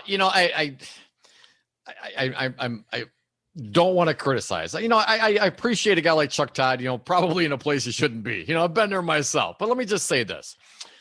You know, it's not just Chuck Todd. All right. Chuck Todd has an earpiece in, right? There's producers, they got staff, they got, you know, this is a production. Now he may be the face of it. He may be the mouthpiece, you know, out there, responding, reacting, but there's a whole crew of people that can identify, that could throw questions, that can address these issues through that little earpiece. So you blame Chuck Todd's producer? I'm telling you that is as much fault this is for Chuck Todd for letting these things happen. It is also the responsibility of the program not 60 Minutes, the program Meet the Press, because he's just the face of it. There's lots of people behind this thing. If they had issues, they should be jamming in that dude's ear, man. Isn't that how it works? No. Don't you take a second? No. Absolutely. Not if it's done properly. The host is the face of the program. I mean, if you or I misspeak, that's not Fancy Brian's fault. And he can speak in our ears. You know, he can talk through our headphones. It is not his job to make me challenge the guest and force them to try and, you know, spout some accurate information. That is absolutely on the host. And I can't believe that you think his producer should somehow bail out. I think it is incompetence. Above and beyond. Listen, I'm not dismissing the fact that he has issues, but he is a symptom of the problem that is going on over at Meet the Press, man. Now, granted, no doubt he's out there, but if you're going to let somebody sit up there and lie 21 seconds, get all these things out, and nobody says anything, come on, man. That's just not on Chuck Todd. That's through the entire organization, man. Okay, but I'm not buying that. I'm not putting that on the executive producer or any of the producers or anyone other than the guy out there that's supposed to be talking on air. He's got the face. He's the face of Meet the Press. Then why have the else. Earpiece, man? I don't know. Take the earpiece out, listen to your guest, and interrupt when appropriate. Or obviously he doesn't think it's inappropriate, right? I mean, Chuck Todd hears these things. Or he doesn't know how to do a challenging interview. Well, or he doesn't know his freaking job, or he didn't prepare for the interview, or he's just afraid to interrupt the Trump supportive Republican. Trudy, we've been criticized for our interviews of people like perhaps Republican Senator Ron Johnson, right? Do people think that perhaps you should be fired because you let him get away with X, Y, or Z? You can't fire me, man. Yeah, come on, man. You get my point, right? I mean, should people be critical of you and me because we if let something go by and there's sometimes too much going on? You know sometimes how it is, man. We are deserved of the criticism that has been leveled against us. If we miss a point or Ron Johnson spews, and at some point, you're right, when it's lie after lie after lie after lie, and it's filibustering, at some point you have to move on. You have to allow your guest to speak, and then immediately thereafter is the appropriate time to challenge that guest. And I'm not a big believer in interrupting guests mid-sentence, although occasionally it's merited. But yeah, man, if we don't hold the man's feet to the fire and our audience is critical of us, well, sometimes it's merited. And that might be a rarity around here because we're always the best prepared for all our interviews. But effectively, what you're saying, when a guy's lying to your face and you're allowing him to do so, that means you're not knowledgeable on the topics you're discussing. And you cannot do that as the host. Well, but that's the point. You have to make a decision because you got, an 8-minute interview and they're going to talk for several minutes and you're working on your next question or you're trying to follow up on the last thing. And if you don't interrupt the guy every time he says something, which apparently in this case was like 3 lies in 21 seconds, well, then how are you supposed to handle that, man? There's different people have different styles and different priorities, lots of moving parts during these interviews. You and I know this. Yes. Right up until the point where he's done talking and you don't push back like I'm doing against you right now, man, because that's not the executive producer's fault. That's Chuck Todd's fault. Get a freaking clue or get a new job. He's worse than Dick Gregory, and no one will ever match up to Tim Russert. It's never Tim Russert's producer's fault. Tim just got it right. Come back with us. More Devils. No, we're not backing down. You're still here? I loved my previous life. I had so many things going. Go home. It's over. You are one pathetic loser. So, Darcy Haber, I hear you have solar panels on your office building. Since when are real estate agents tree huggers? Crew, you should know that at Solidarity Realty, we provide outstanding real estate service while adhering to our core progressive values. Environmental sustainability is a big part of that. So you really walk your talk, huh? Yep, I even walk to work. Come on, always? Well, sometimes I bike. And if I have an appointment across town, I use my Prius. Darcy Haber, an honest broker. Check out solidarityrealty.com or call her at 358-6180. Listen to the Devil's Advocates live weekdays from 3 to 6 p.m. Scott Walker tweeting out from a La Quinta in a Rancho del Solio Ronald Reagan fashion shirt. You know, only as a available guy online. who's wearing a Bernie Sanders shirt, how can you Mine's rip on bootleg. a guy for wearing a Ronald Reagan shirt? Buddy, I got a Bernie bootleg on. This is cool on so many levels. You don't even know how cool I I am. do not. If it could just be a little tighter. You are listening to WTTN 1580 AM Columbus and W224EG 92.7 FM Madison. Always streaming at talk927fm.com. AP News, I'm Jackie Quinn. Despite White House efforts to block the voter certification in the state of Michigan, the Board of Canvassers has done just that this afternoon, giving victory to Joe Biden with a 154,000 vote lead. This is Vice Chair Aaron Van Langeveld. We have a duty to certify this election based on the return. That is very clear. And we are limited to these returns. And I'm not going to argue that we're not. Sources tell the Associated Press President-elect Joe Biden's chosen former Federal Reserve Chair Janet Yellen to serve as his Treasury Secretary, the first woman to hold the post. Biden's also reaching back into the Obama administration for top national security spots, including Tony Blinken as Secretary of State, lawyer Alejandro Mayorkas as Homeland Security Secretary, and former Secretary of State John Kerry to serve as climate envoy. A woman will be the Director of National Intelligence. Avril Haines was a former Deputy Director of the CIA. Despite warnings from health officials and some 1,500 COVID deaths every day, millions of Americans are still traveling for the Thanksgiving holiday. Lena Forrester says they have to live their lives. She was picking up her mother at Newark Airport in New Jersey. It's definitely going to be smaller and it's just going to be family. But, you know, we can't, like I said, we can't stop living our lives. One epidemiologist in New York says there's so much community spread throughout the U.S., the chances of coming into contact with an infected person at an airport, on a plane, or a rest stop is very, very high. There's a new drug being released to help keep COVID patients from hospitalization. It's Regeneron, an antibody formula that President Trump was given when he was infected.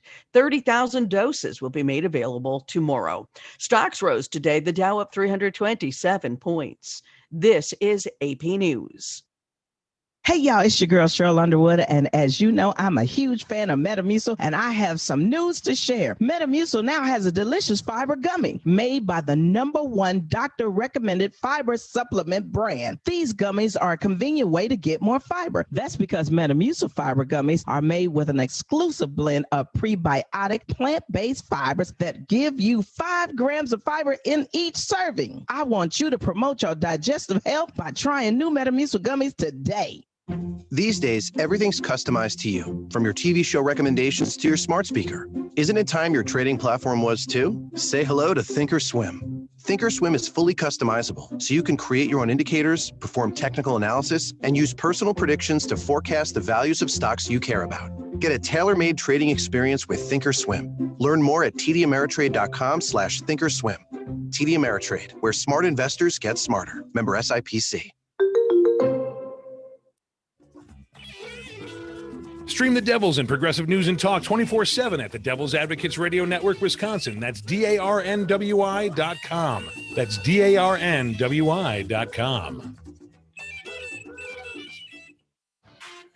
Hi, this is Dom from the Devil's Advocates inviting you to join us on Patreon.com. Patreon allows for our audience to access exclusive programming not available anywhere else and gives you the ability to directly support the greatest radio show ever. History's patrons have supported the works of Michelangelo, Leonardo da Vinci, Monet, and now with your support, the Devil's Advocates. So please go to Patreon.com and search the Devil's Advocates to pick your subscription. That's Patreon.com and the Devil's Advocates, the greatest radio show ever. I'm Alan Robinson, host of Mr. Robinson's Neighborhood. I am from this city, and I am in these streets, speaking truth to power Monday through Friday about your issues. Join me from 6 to 7 p.m. on Devil Radio. The Lazy Oaf Lounge is Madison's East Side place for friends and family. Whether it's for lunch or dinner, you know you're in for a tasty treat. Awesome apps, burgers, pizza, and the best fish fry in Madison. And join us to cheer on the green and gold with 50-cent wings, beer bucket specials, and free Jell-O shots with every Green Bay touchdown. Plenty of TVs inside or out on the patio. The Lazy Oaf Lounge, 1617 North Stoughton Road, and online at lazyoaflounge.com. First, the Devil's Advocates made radio great again. Now the Devil's Advocates are making radio greater again. The Devil's Advocates are expanding the greatest radio show ever from 2 to 6 p.m. weekdays. Dom and Fancy Brian will kick off the political party at 2. Crudy will help you celebrate the 5 o'clock happy hour. More snark, more politics, more callers, more Devil's Advocates. Monday through Friday, 2 to 6 p.m. only on Devil Radio and always streaming live at DARNWI.com.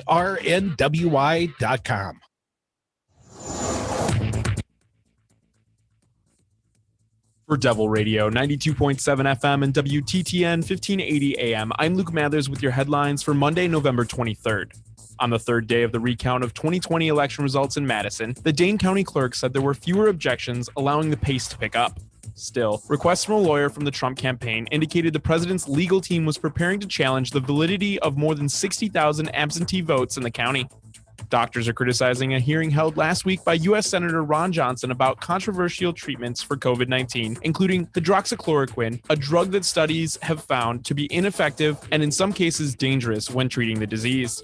During the hearing, Johnson pushed a baseless theory that the medical community was working to deny patients drugs such as hydroxychloroquine because they were cheaper than other treatments. You're listening to Devil Radio, 92.7 FM and WTTN 1580 AM. Warning, you are about to listen to the greatest radio show ever.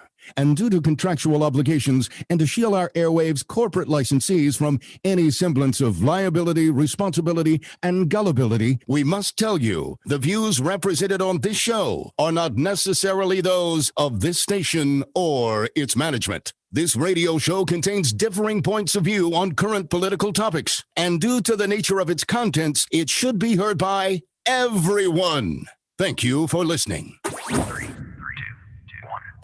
Now live from the heart of liberal Wisconsin, where the political party is just beginning, welcome to the Devil's Advocate Show. Best friends proving it's never personal, only politics. Please allow me to introduce myself. Now here are your hosts, Dom and Crute.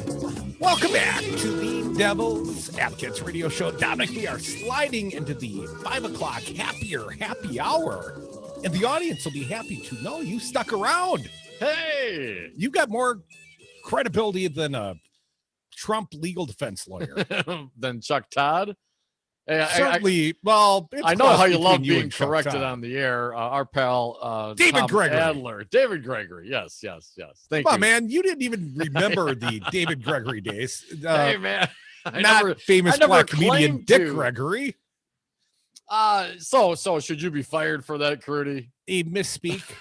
At least I have the good sense to speak at the appropriate times. And if I'm speaking, it is precisely the appropriate time. Of course it is. A wizard arrives exactly when he means to. I get it, Crudy. Come on, man. I am very self-critical. I listen to often. I sound check this show. I make sure it's of the highest quality. Generally, I'm fairly impressed with the outcome. Send it right on to the Radio Hall of Fame. But some days it falls a little short. Oh, not today. And if we don't hold our audience, or more accurately, if they don't hold us accountable, Dom, another misspeak perhaps. Now this one's never going to make it to the Hall of Fame. Come on. That's all right. Listen, we're human, man. We can correct the record. We can go back and discuss. And, granted, we have 4 hours. We're doing this on the radio. Yeah, but you only get a guy like Chuck Todd. You have like 8 minutes. You only get one crack at a live interview. Yes, that is true.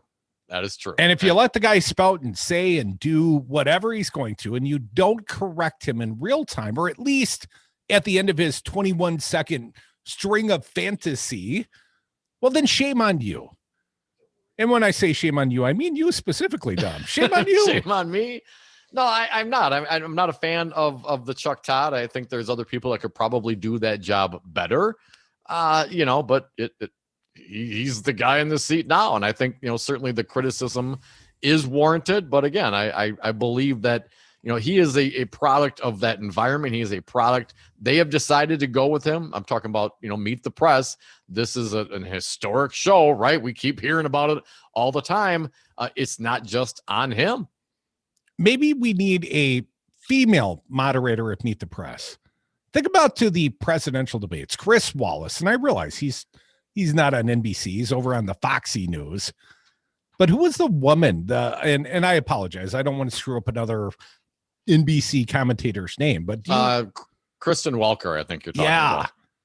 How about her? Yeah. Let's give her the chair. Yes, please. And she's that's NBC, right? She's over there. She's already on Team Peacock. Yep. Let's do it. I'm down. Let's start that. Fire Kristen Chuck Todd, Welker. Yep. Kristen Welker for Meet the Press. Absolutely. 844-967-2789. Dom, want to turn it a little closer to home. And speaking of Rojo, the guy the audience of this fine show loves to hate and often holds our feet to the fire. If we do not hold Rojo's feet to the fire, well, you want to hold Rojo's feet to the fire just a little bit. I absolutely do. And unfortunately, apparently the senior senator from the state of Wisconsin will not join us this week, but I'm still working. Is he ghosting us, Tom? I did communicate with his staff today. You put out one time and now Ron won't call you back. See what it is. Never kiss on the first date. 844-967-2789. Mary Spacuzza, John Faber, and Guy Bolton reporting in the Milwaukee Journal-Sentinel. What he is doing is outrageous. Doctors slam Senator Ron Johnson over hearing on COVID-19 treatments. Ooh. Now, this came out last Friday. I mean, cannot believe how much news has gone on, how much life has occurred in the last 3 days. Here is the journalism. Doctors are criticizing a hearing held this week by U.S. Senator Ron Johnson about controversial treatments for COVID-19, including hydroxychloroquine, a drug that studies have found to be ineffective and in some cases dangerous when treating the disease. During the hearing, Johnson pushed a baseless theory that the medical community was working to deny patient drugs such as hydroxychloroquine because they're cheaper than other treatments. Now, if I may just pause here for a moment, let's reflect on what Donald Trump was saying about the COVID, right? Well, anyone that died, they just put it out for COVID and they get paid more, right? So we have the Republicans, a senior senator from Wisconsin, the president of the United States, literally saying that the healthcare workers are defrauding us. That they're not only are they incorrectly and illegally, because that would be fraud, saying that someone died of COVID so they can quote unquote get a bigger payout. Not only are they doing that, they're also willfully denying hydroxychloroquine because it's cheaper than the other treatments, thereby padding their pockets. This is how. If you ever hear the Republicans think, well, we got to thank the first line workers and take care of our healthcare workers and all this. This is how how does this jive with that philosophy? I continue.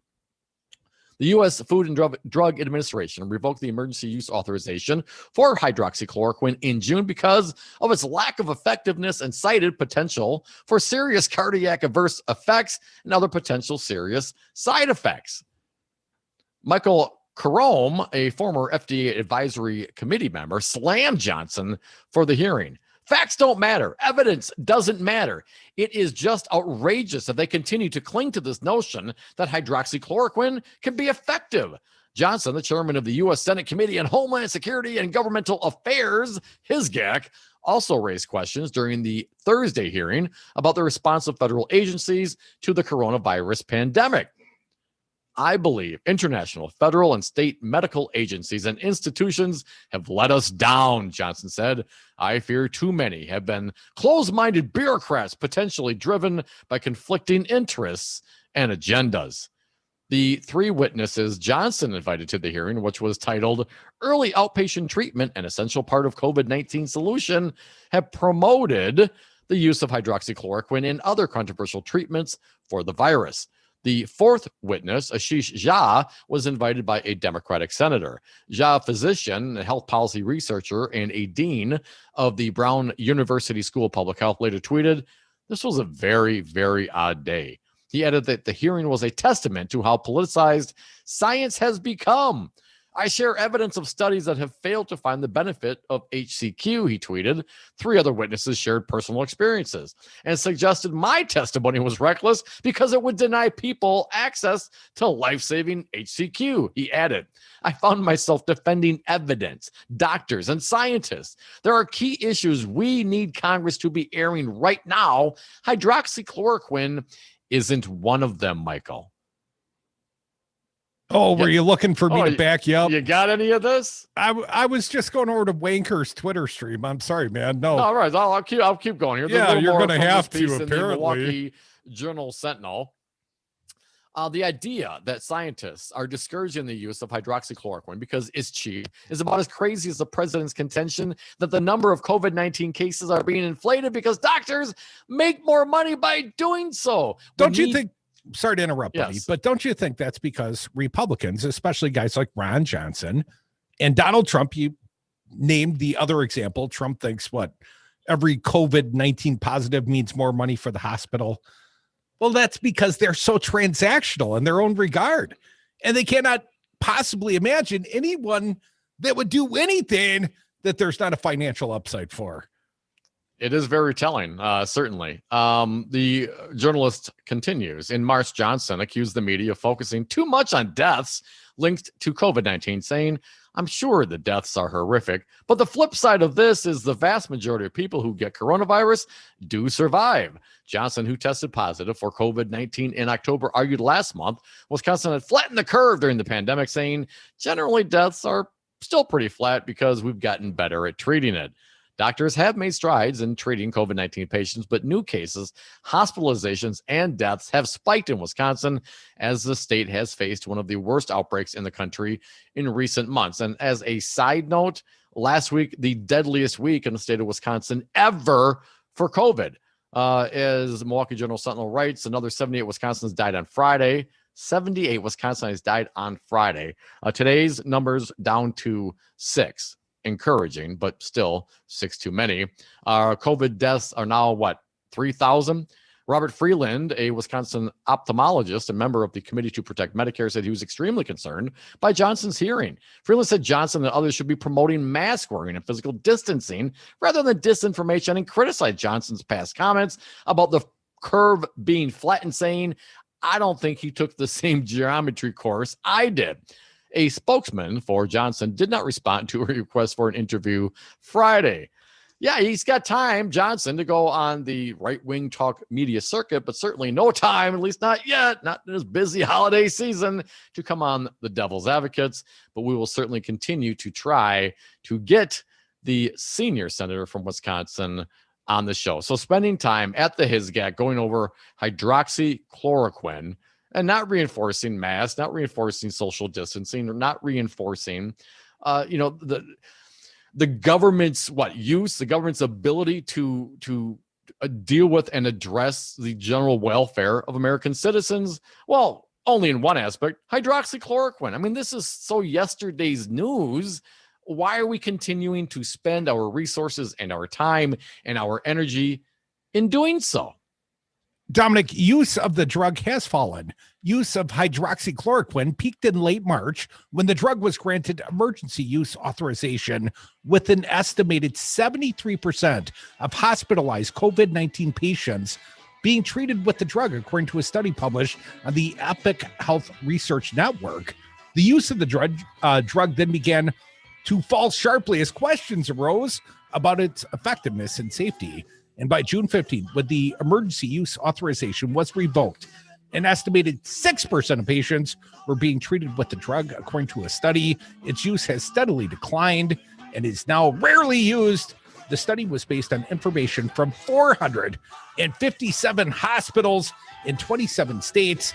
You know, just trying to mislead the American people, because there's some money to be made here, folks. And we're just the people to do it. At least Ron Johnson and Donald Trump think we would be if we were medical professionals and transactional like them. Come back with us. More Devils. Dial us up. 844-967-2789. It's the happy hour. So, Darcy, it's too bad we can only meet during 30-second commercials because I have some follow-up questions for you. Sure, Dom. I'll give you 20 seconds. Well, you say don't call the sign to see the property with that. You're not free to write an offer for me, but why? And why is it your services would be free? Those are excellent questions, Dom. Just not for a radio ad. Just go to our website at solidarityrealty.com and click on the orange button on the homepage that says, why not just call the sign? Solidarity Realty. They're real, they're solid, and they're honest. And you won't be limited to 30 seconds. Find them at solidarityrealty.com. Over the years, we have done our best to bring you the highest quality products our industry has to offer, and we are very excited to bring you a new location just east of the Capitol at 951 Williamson Street. Now with 3 locations, there's an Ignite Glass and Gifts near you, no matter which side of town you're on. Madison's favorite for glass gifts and vape. Ignite Glass and Gifts, Monona Drive, Williamson Street, and Odana Road. Let's torch some glass at Ignite. Stream the Devils and Progressive News and Talk 24/7 at the Devil's Advocates Radio Network, Wisconsin. That's DARNWI.com. That's DARNWI.com. Hi, it's Olivia Munn with my shelter pets, Frankie and Chance, reminding you that when you adopt a shelter pet, you discover all the things that make them unique. Adopt Pure Love at theshelterpetproject.org. Brought to you by the Ad Council, the Humane Society of the United States, and Maddie's Fund. The Devil's Advocates. There are lots of people that haven't made up their mind on this race, and you think, how could that be? No, there are. There are a lot of people that could still make a decision all the way on election day down. Undecided voters are the biggest idiots on the planet. Try giving short, simple answers. Like you'll go person, woman, man, camera, TV. Yosemites. Because freedom. Stay informed with Progressive News and Talk on Devil Radio 92.7 FM and WTTN 1580 AM, McFarland's choice for essential radio.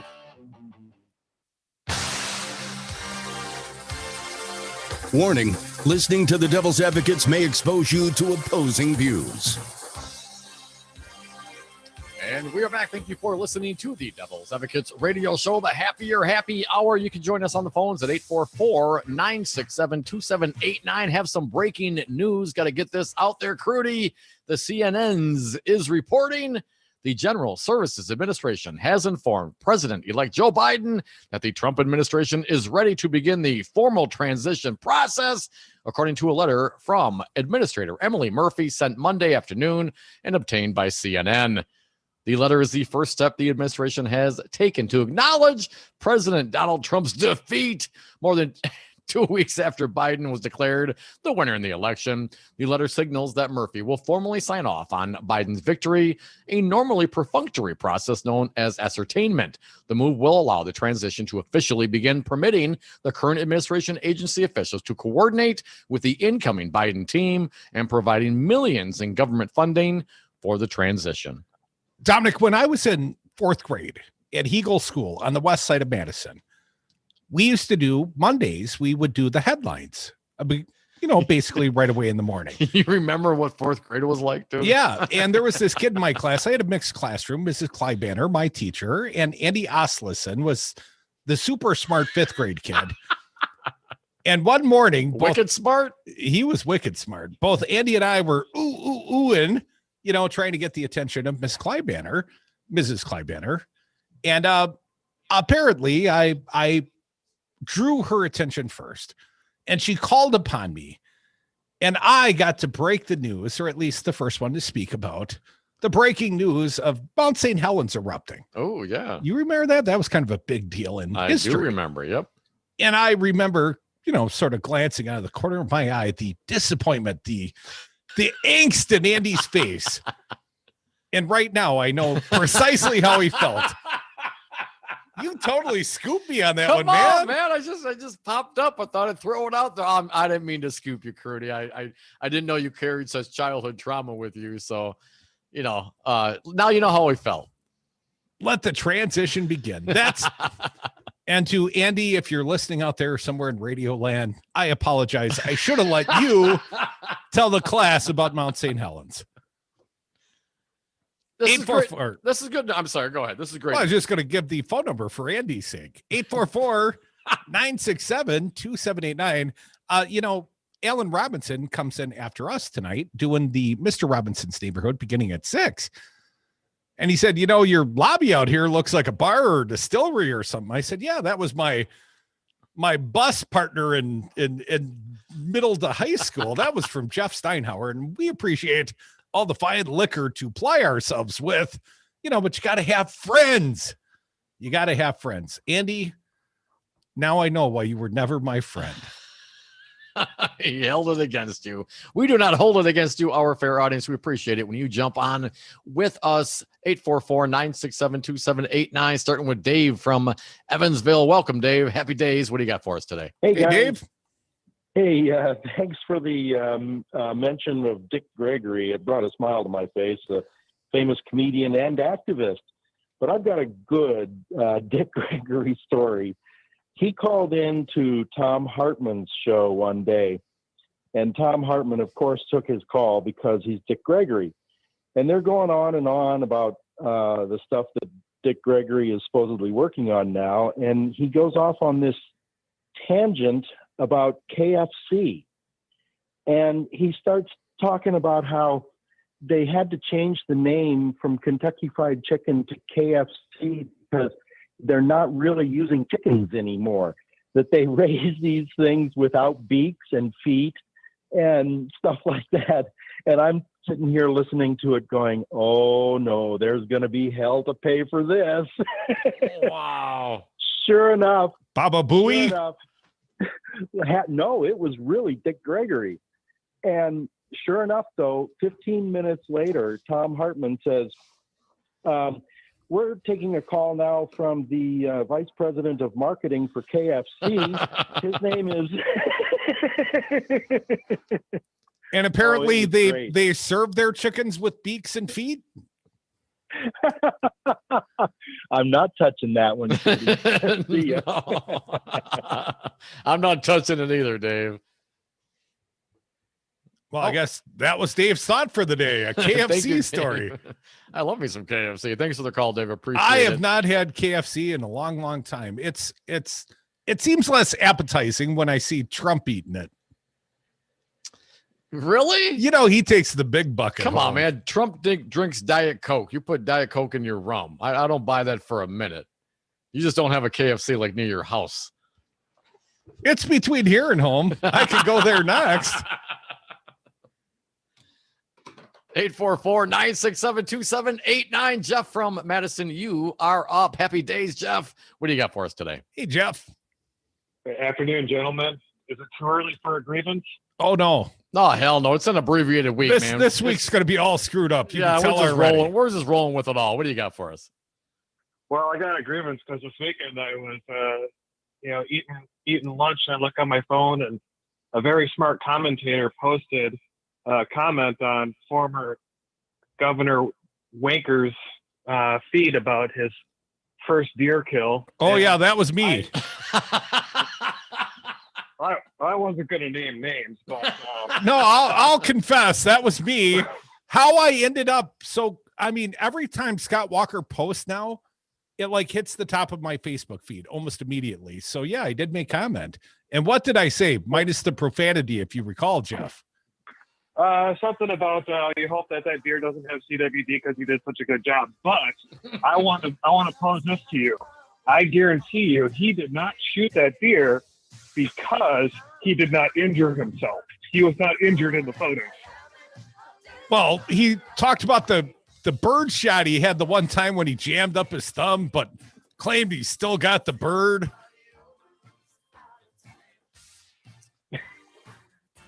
I don't miss that man either. Thanks for the call, Jeff. We appreciate it. Every year prior, 2789. Scott Walker, to my understanding, has never tagged a deer.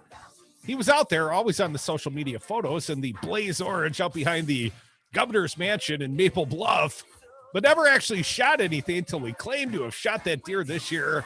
And I said, it's too bad the prior governor had such a shat policy on CWD. You can't trust the meat, can you? Come back with us. You can always trust us to be snarky. Friends don't let friends spread fake news. Make sure to follow Devil Radio on Facebook and Twitter and stay up to date with the most important stories of the day.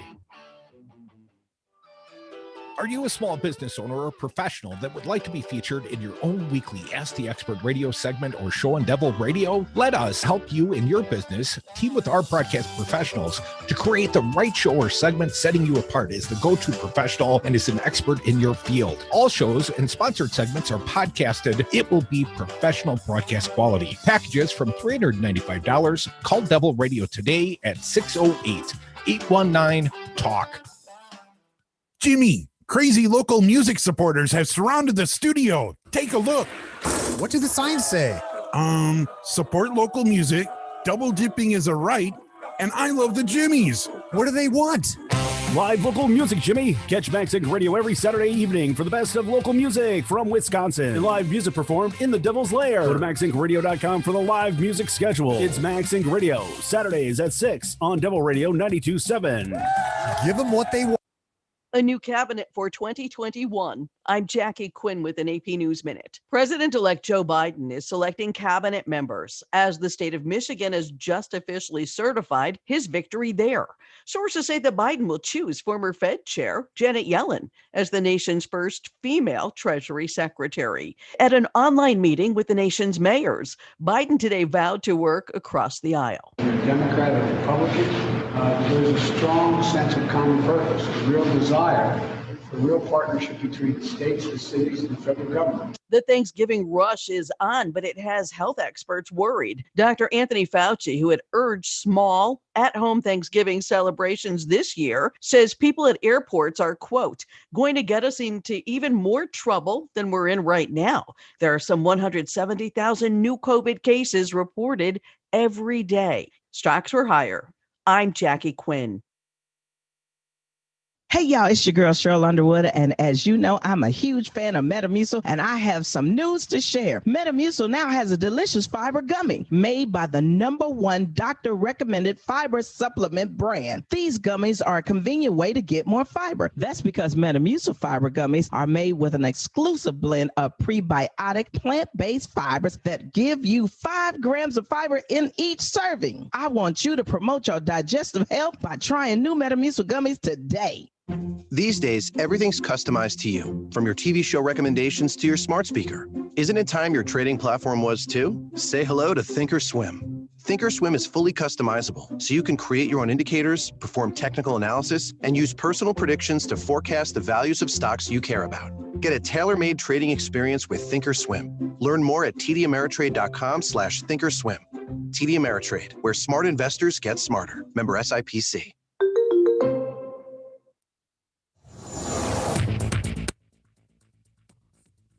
For Devil Radio, 92.7 FM and WTTN 1580 AM, I'm Luke Mathers with your headlines for Monday, November 23rd.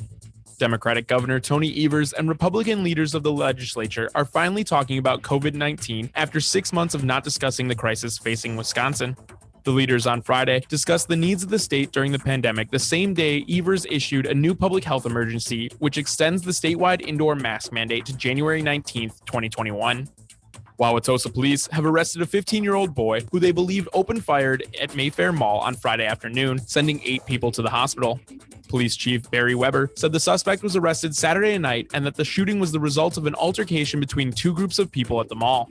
Forecast of overcast for the area today with a chance of overnight snowfall. High today of 39 degrees, low of 28 degrees. You're listening to Devil Radio.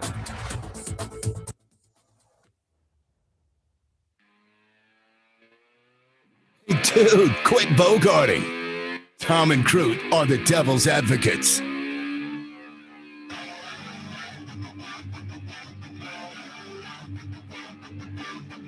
Welcome back to the Devil's Advocates radio show, the 5 o'clock happy hour. It continues. Your phone calls always welcome here. It's toll free, 844-967-2789. Dominic, first snow of the season expected tomorrow, or at least overnight.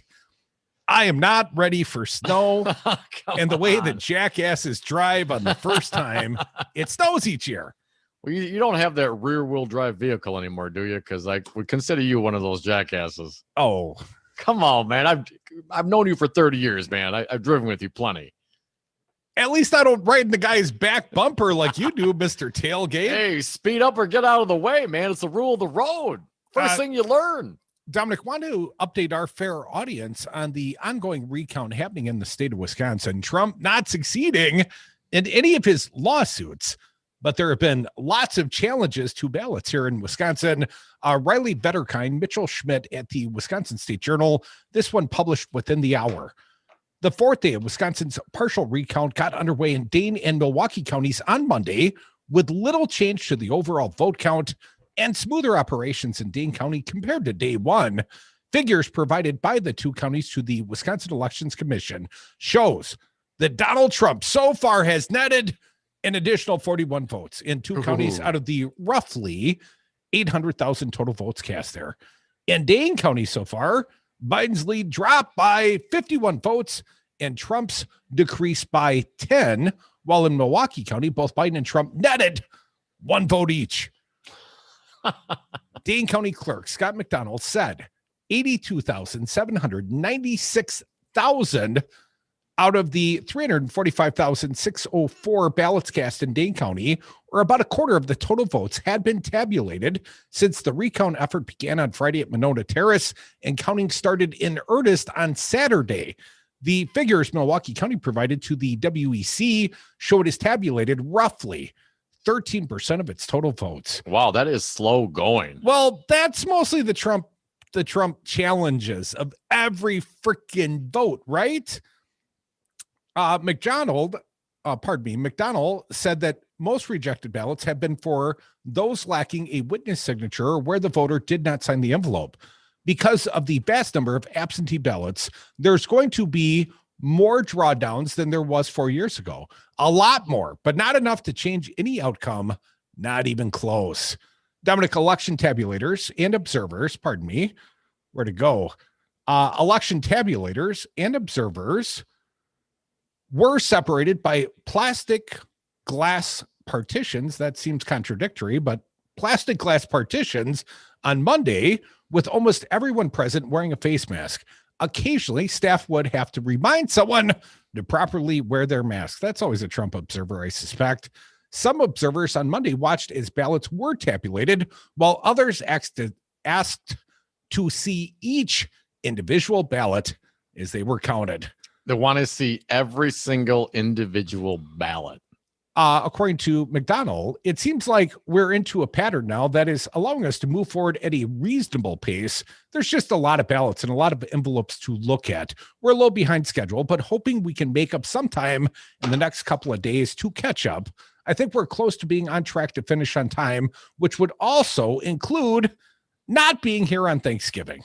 That would be nice, wouldn't it? If the ballots didn't have to be recounted on Turkey Day. That would be nice. The deadline for both counties to complete their respective recounts is December 1st. Dom, that's what, next Tuesday? While Milwaukee County officials had reported some obstructionist behavior, largely from supporters of Donald Trump. Like there was obstructionist behavior on both sides. I mean, really, that bugs me. It's not both sides, but let me continue. Largely, the obstructionist behavior, largely from supporters of Donald Trump over the weekend. McDonald said Dane County's recount process was moving smoothly Monday. Here's his quote again. It was definitely some animosity here and there at first, but you can kind of see how it is now. COVID has made this really hard. I will say that I think people are trying. It could always be better at distancing and mask, but it's night and day from day one. On Friday, McDonnell had to issue warnings to attendees, which included recount staff, observers from both presidential campaigns, media, and members of the public to maintain proper social distancing. On Saturday, Milwaukee County election officials accused Trump representatives of flouting rules to obstruct and delay the recount, noting some of their observers were objecting to every ballot at a particular table. Challenges were being made over absentee ballots that were folded, a necessary step for voters to put them in envelopes. Another Trump challenge sought to disqualify mail-in ballots submitted in envelopes with official stickers that became unstuck. Well, you can't have a valid ballot without a sticky stuck note, right, Tom? That's right, man. Proper Post-it notes are very important. As part of the national effort to overturn the results of the presidential election, Trump's campaign alleges baseless irregularities in Wisconsin and paid $3 million last week to request a recount only in Dane and Milwaukee counties, where voters by a 2-to-1 margin voted for President-elect Joe Biden. Official canvass results show Biden winning the state by more than 20,000 votes. The Trump campaign has so far raised objections to several categories of ballots that the campaign likely hopes will culminate in a court challenge that will invalidate thousands of votes and overturn the election results in the state. Such an effort, however, is unlikely to succeed. In Dane County, Trump wanted canvassers to reject absentee ballots without an accompanying absentee application, including 69,000 absentee ballots cast in person, absentee ballots whose witness address were filled in by local election officials, and all absentee ballots where voters self-certified is indefinitely confined, which exempts them from having to provide a photo ID. Claims by the Trump administration have turned increasingly fantastical.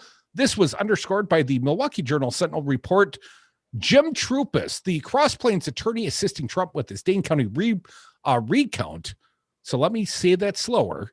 Jim Trupis, that's the Trump attorney here in Dane County, along with his wife, voted illegally according to his own legal argument that in-person absentee ballots shouldn't be counted. So once again, Jim Trupis, the Republican lawyer representing Trump in Dane County, is trying to invalidate his own ballot, claiming he and his wife voted illegally.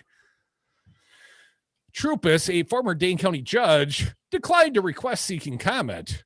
Obviously, he believed that the ballot that the application he was filling out and the ballot he was casting was perfectly valid, or he wouldn't have done it, said liberal Madison attorney Lester Pines. That's an admissible fact, and it puts the president in a difficult position. This entire case that they intend to bring is frivolous. I concur, Lester. Yes, Mr. Pines, we do appreciate your comments. Crudy, now don't think for a minute Trupis wouldn't martyr his own vote if he thought he could wipe out 2 other votes for Joe Biden. I don't believe that for a minute. And to make that argument, and again, think about about but he'd this have for a to minute. wipe out 20,000 votes for Joe Biden, but please continue. But this is the point. So the guy representing the president in this case, by his own logic, himself voted illegally, right? As Lester Pine says, that's just asinine. That's just, it is beyond the pale to literally challenge folded ballot, folded, F-O-L-D-E-D, folded ballots. Those are big ballots. You have to fold them to put them in the envelope. If the act of folding the ballot, a necessary step, a practical step, all right, you must do this. It cannot happen any other way. You must fold the ballot. It's about as asinine as saying, well, there's, they voted, they marked it. I mean, marking the ballot is a necessary step. Folding the ballot is a necessary step. I mean, this is absolutely frivolous. And I guess, thankfully, the Trump campaign is contributing to the economies of Milwaukee and Dane County. I guess that's a good thing. Keep your blood money. It's an embarrassment. It's a national embarrassment. And here we are in the state of Wisconsin, where we find Trump's own guy, standing up and admitting that what he did was illegal. Did he apologize for it? I'm looking for that. Troopus, if you think what you did was wrong, don't you owe the American people an apology, sir? Citizens arrest. Throw yourself in cuffs, and I think we should citizens arrest his ass. Throw yourself at the mercy of the courts. Of course, that is ridiculous, Don, because Jim Troopus, attorney, you think he would know whether or not he was casting a legal ballot. You think he would know. I mean, it was not his effort to break the law, one must hope. Listen, if I jump on a website, right, on a state-funded website that the Democrats and Republicans, both on official feeds and their social personal feeds, are telling me to log on to and sign up for my absentee ballot, and it comes in the mail, and I follow the directions that are on the ballot and the process by which I'm supposed to do this thing, and I go through that entire process and submit my ballot absentee in person, that's a legal ballot. Now, if he has an issue with how that was done in the first place, maybe he should have filed some lawsuits back then. And I think maybe some people did. But that is invalidating a legal ballot. What their efforts are to stand up and say that is just an absolute embarrassment. What is it about following the process? If this is how it was, why are Republicans telling me to do it? Why did Scott Walker and Robin Voss tweet out to go to myvote.wi.gov and request my absentee ballot? If this is an illegal process, why are both major political parties suggesting that I go to this site, which is managed by the state of Wisconsin? You can't rely upon the Wisconsin Elections Commission to give you lawful information about whether or not you should vote in such a manner. Of course, I guess it's ridiculous. Only listen to Donald Trump. I mean, is that my only option? Only listen to the cult leader? I mean, come on. The fact that they're even going through this is stupid. 844-967-2789. Stop hating on the stupid people, Dom. I'm not hating on the stupid people. I'm hating on Donald Trump and his election. I'm sorry, his crack legal team, his implausible, unmeritorious lawsuits. His campaign effort is gone. Right? It's over.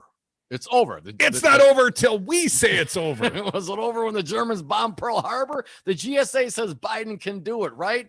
The keymaster has met the gatekeeper. It is over.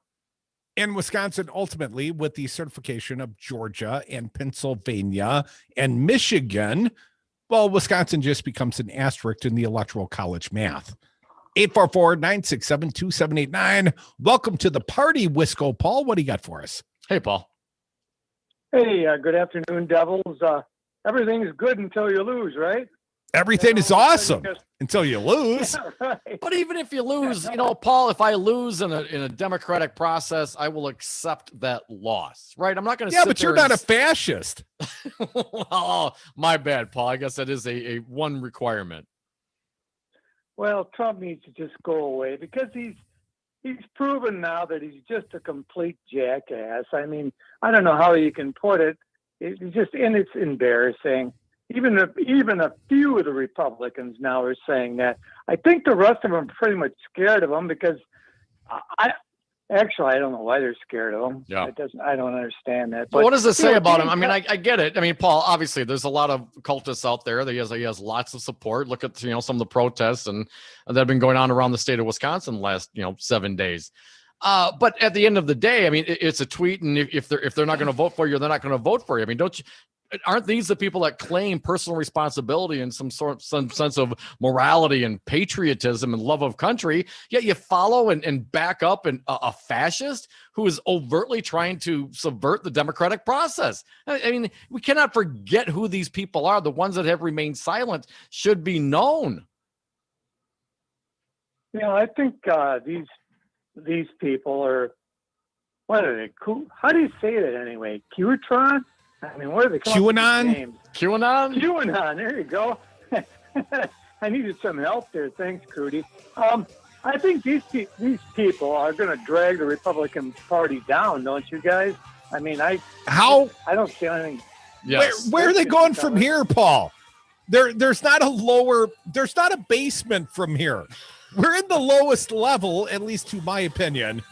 And just, for full transparency, Dominic, you're a little fascistic before you have that first cup of coffee in the morning yourself. One last segment of the Devil's Advocates. Your phone calls welcome here. Dial them up. 844-967-2789.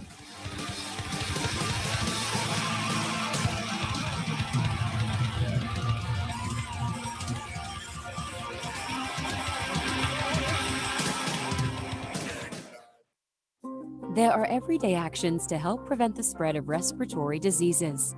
Wash your hands. Avoid close contact with people who are sick. Avoid touching your eyes, nose, and mouth. Stay home when you are sick. Cover your cough or sneeze. Clean and disinfect frequently touched objects with household cleaning spray.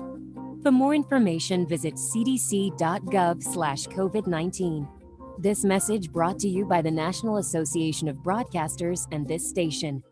Hey, Rocker, I heard you have a rye whiskey. I do, Jimmy. Rocker Rye Whiskey. The mash is a high rye with a touch of malted barley that makes it yummy. And Rocker Rye Whiskey is dedicated to the Madison music scene? It sure is, Jimmy. You can read the story on the back of the bottle at any of these fine locations. Star Liquor, Woodman's, Trixie's Liquor, Vic Pierce, Miller & Sons in Verona, Steve's Liquor, Total Wine, and enjoy Rocker Rye Whiskey at the Lazy Oaf Lounge and Sal's Dark Horse. Find out more at rockervodka.com.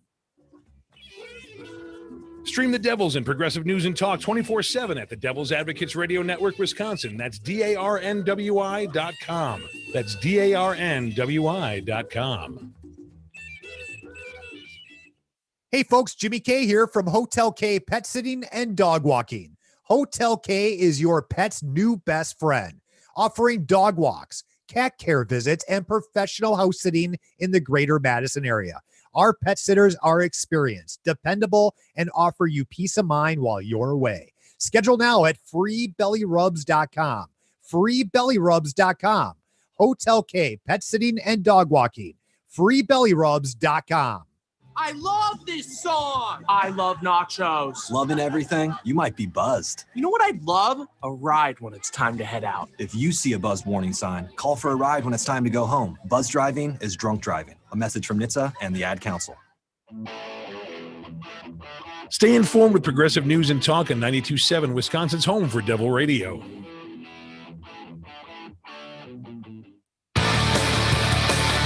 The Devil's Advocates, radio for the 99%. Listening to the Devil's Advocates radio show. Last segment of the day. If you got something to say, pick up the phones and give us a call right now at 844-967-2789. Tomorrow on the big show, Dom got Greg Palast, investigative journalist, coming back in the 3 o'clock hour. Above me on that, I know you've been working. Jim Santel going to join us on Wednesday. But also tomorrow, we got Maggie Dawn coming in, Milwaukee County Corporate Counsel. She was quoted in the newspapers today. She's lighting such an some ass Trumpsters up. kicker. Oh, she is. She's awesome. We love us some Maggie Dawn. She's going to join us at 5:30. And our pal, the firebrand, Scott Ross, starting us off in the happy hour at 5 o'clock as well. Loaded show tomorrow, plus, of course, all of your calls. We always appreciate it when our audience joins us at 844-967-2789. Like our pal Pizza Box, Mike, you are up. Happy days, Mike. How you feeling today, man? Hey, Michael.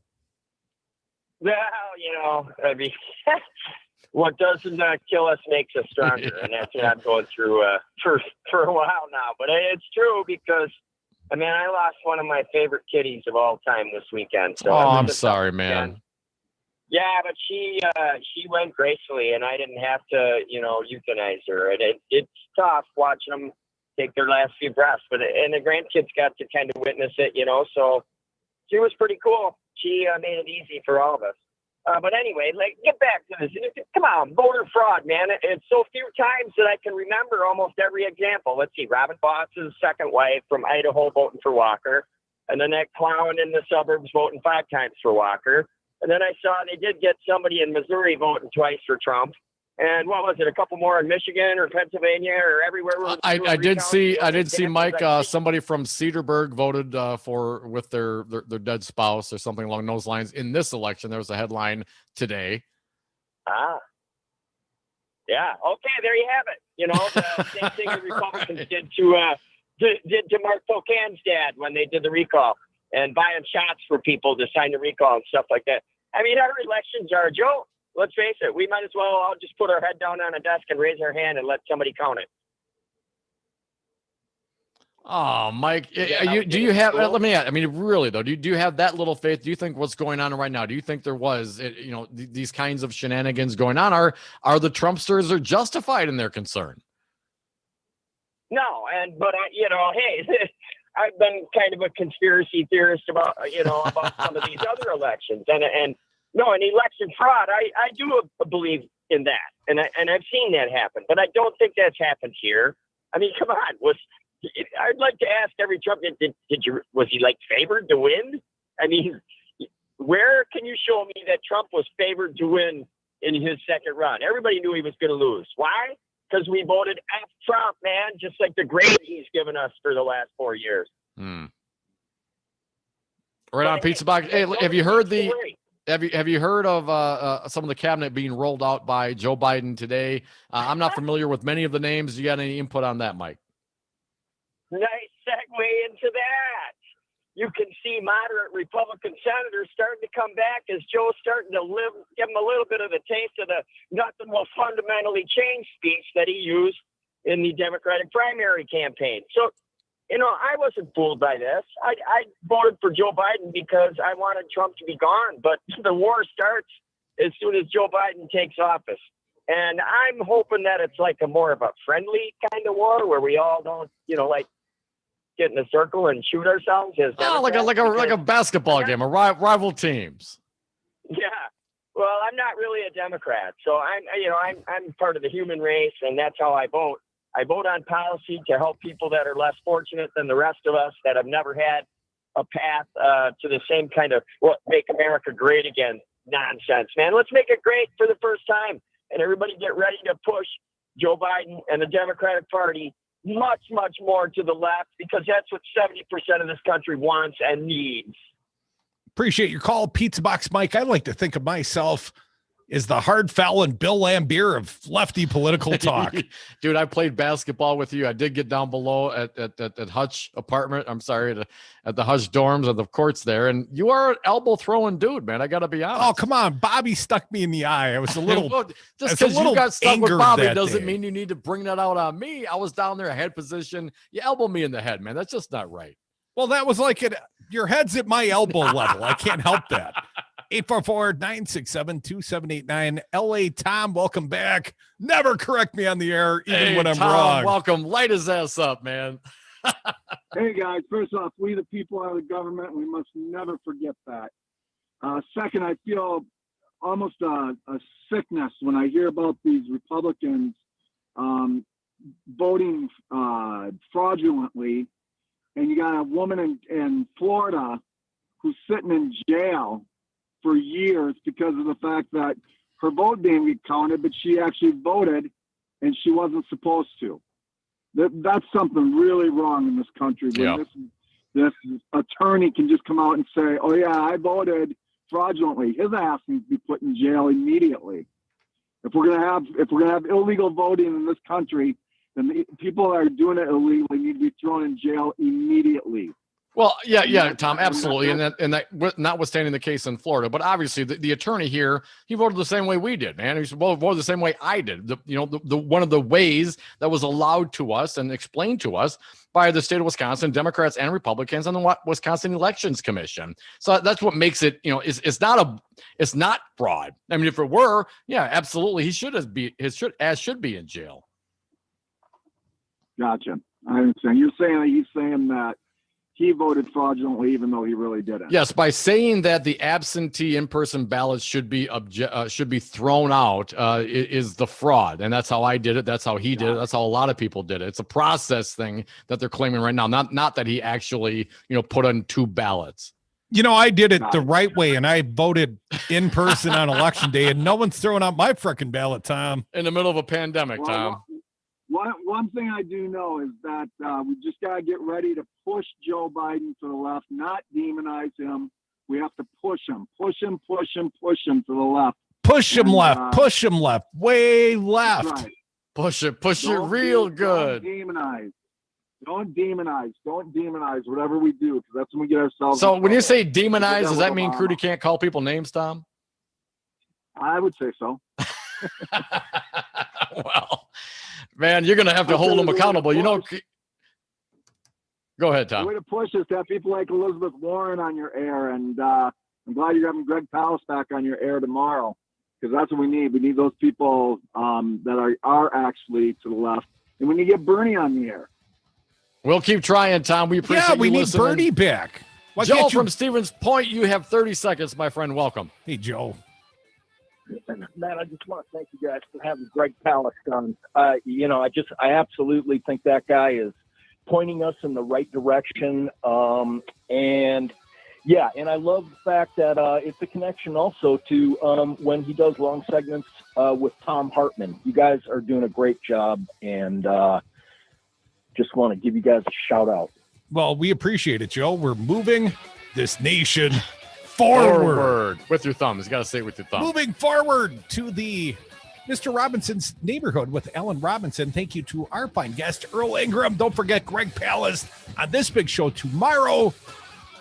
Mr. Robinson's neighborhood is next. You're listening to Devil Radio 92.7.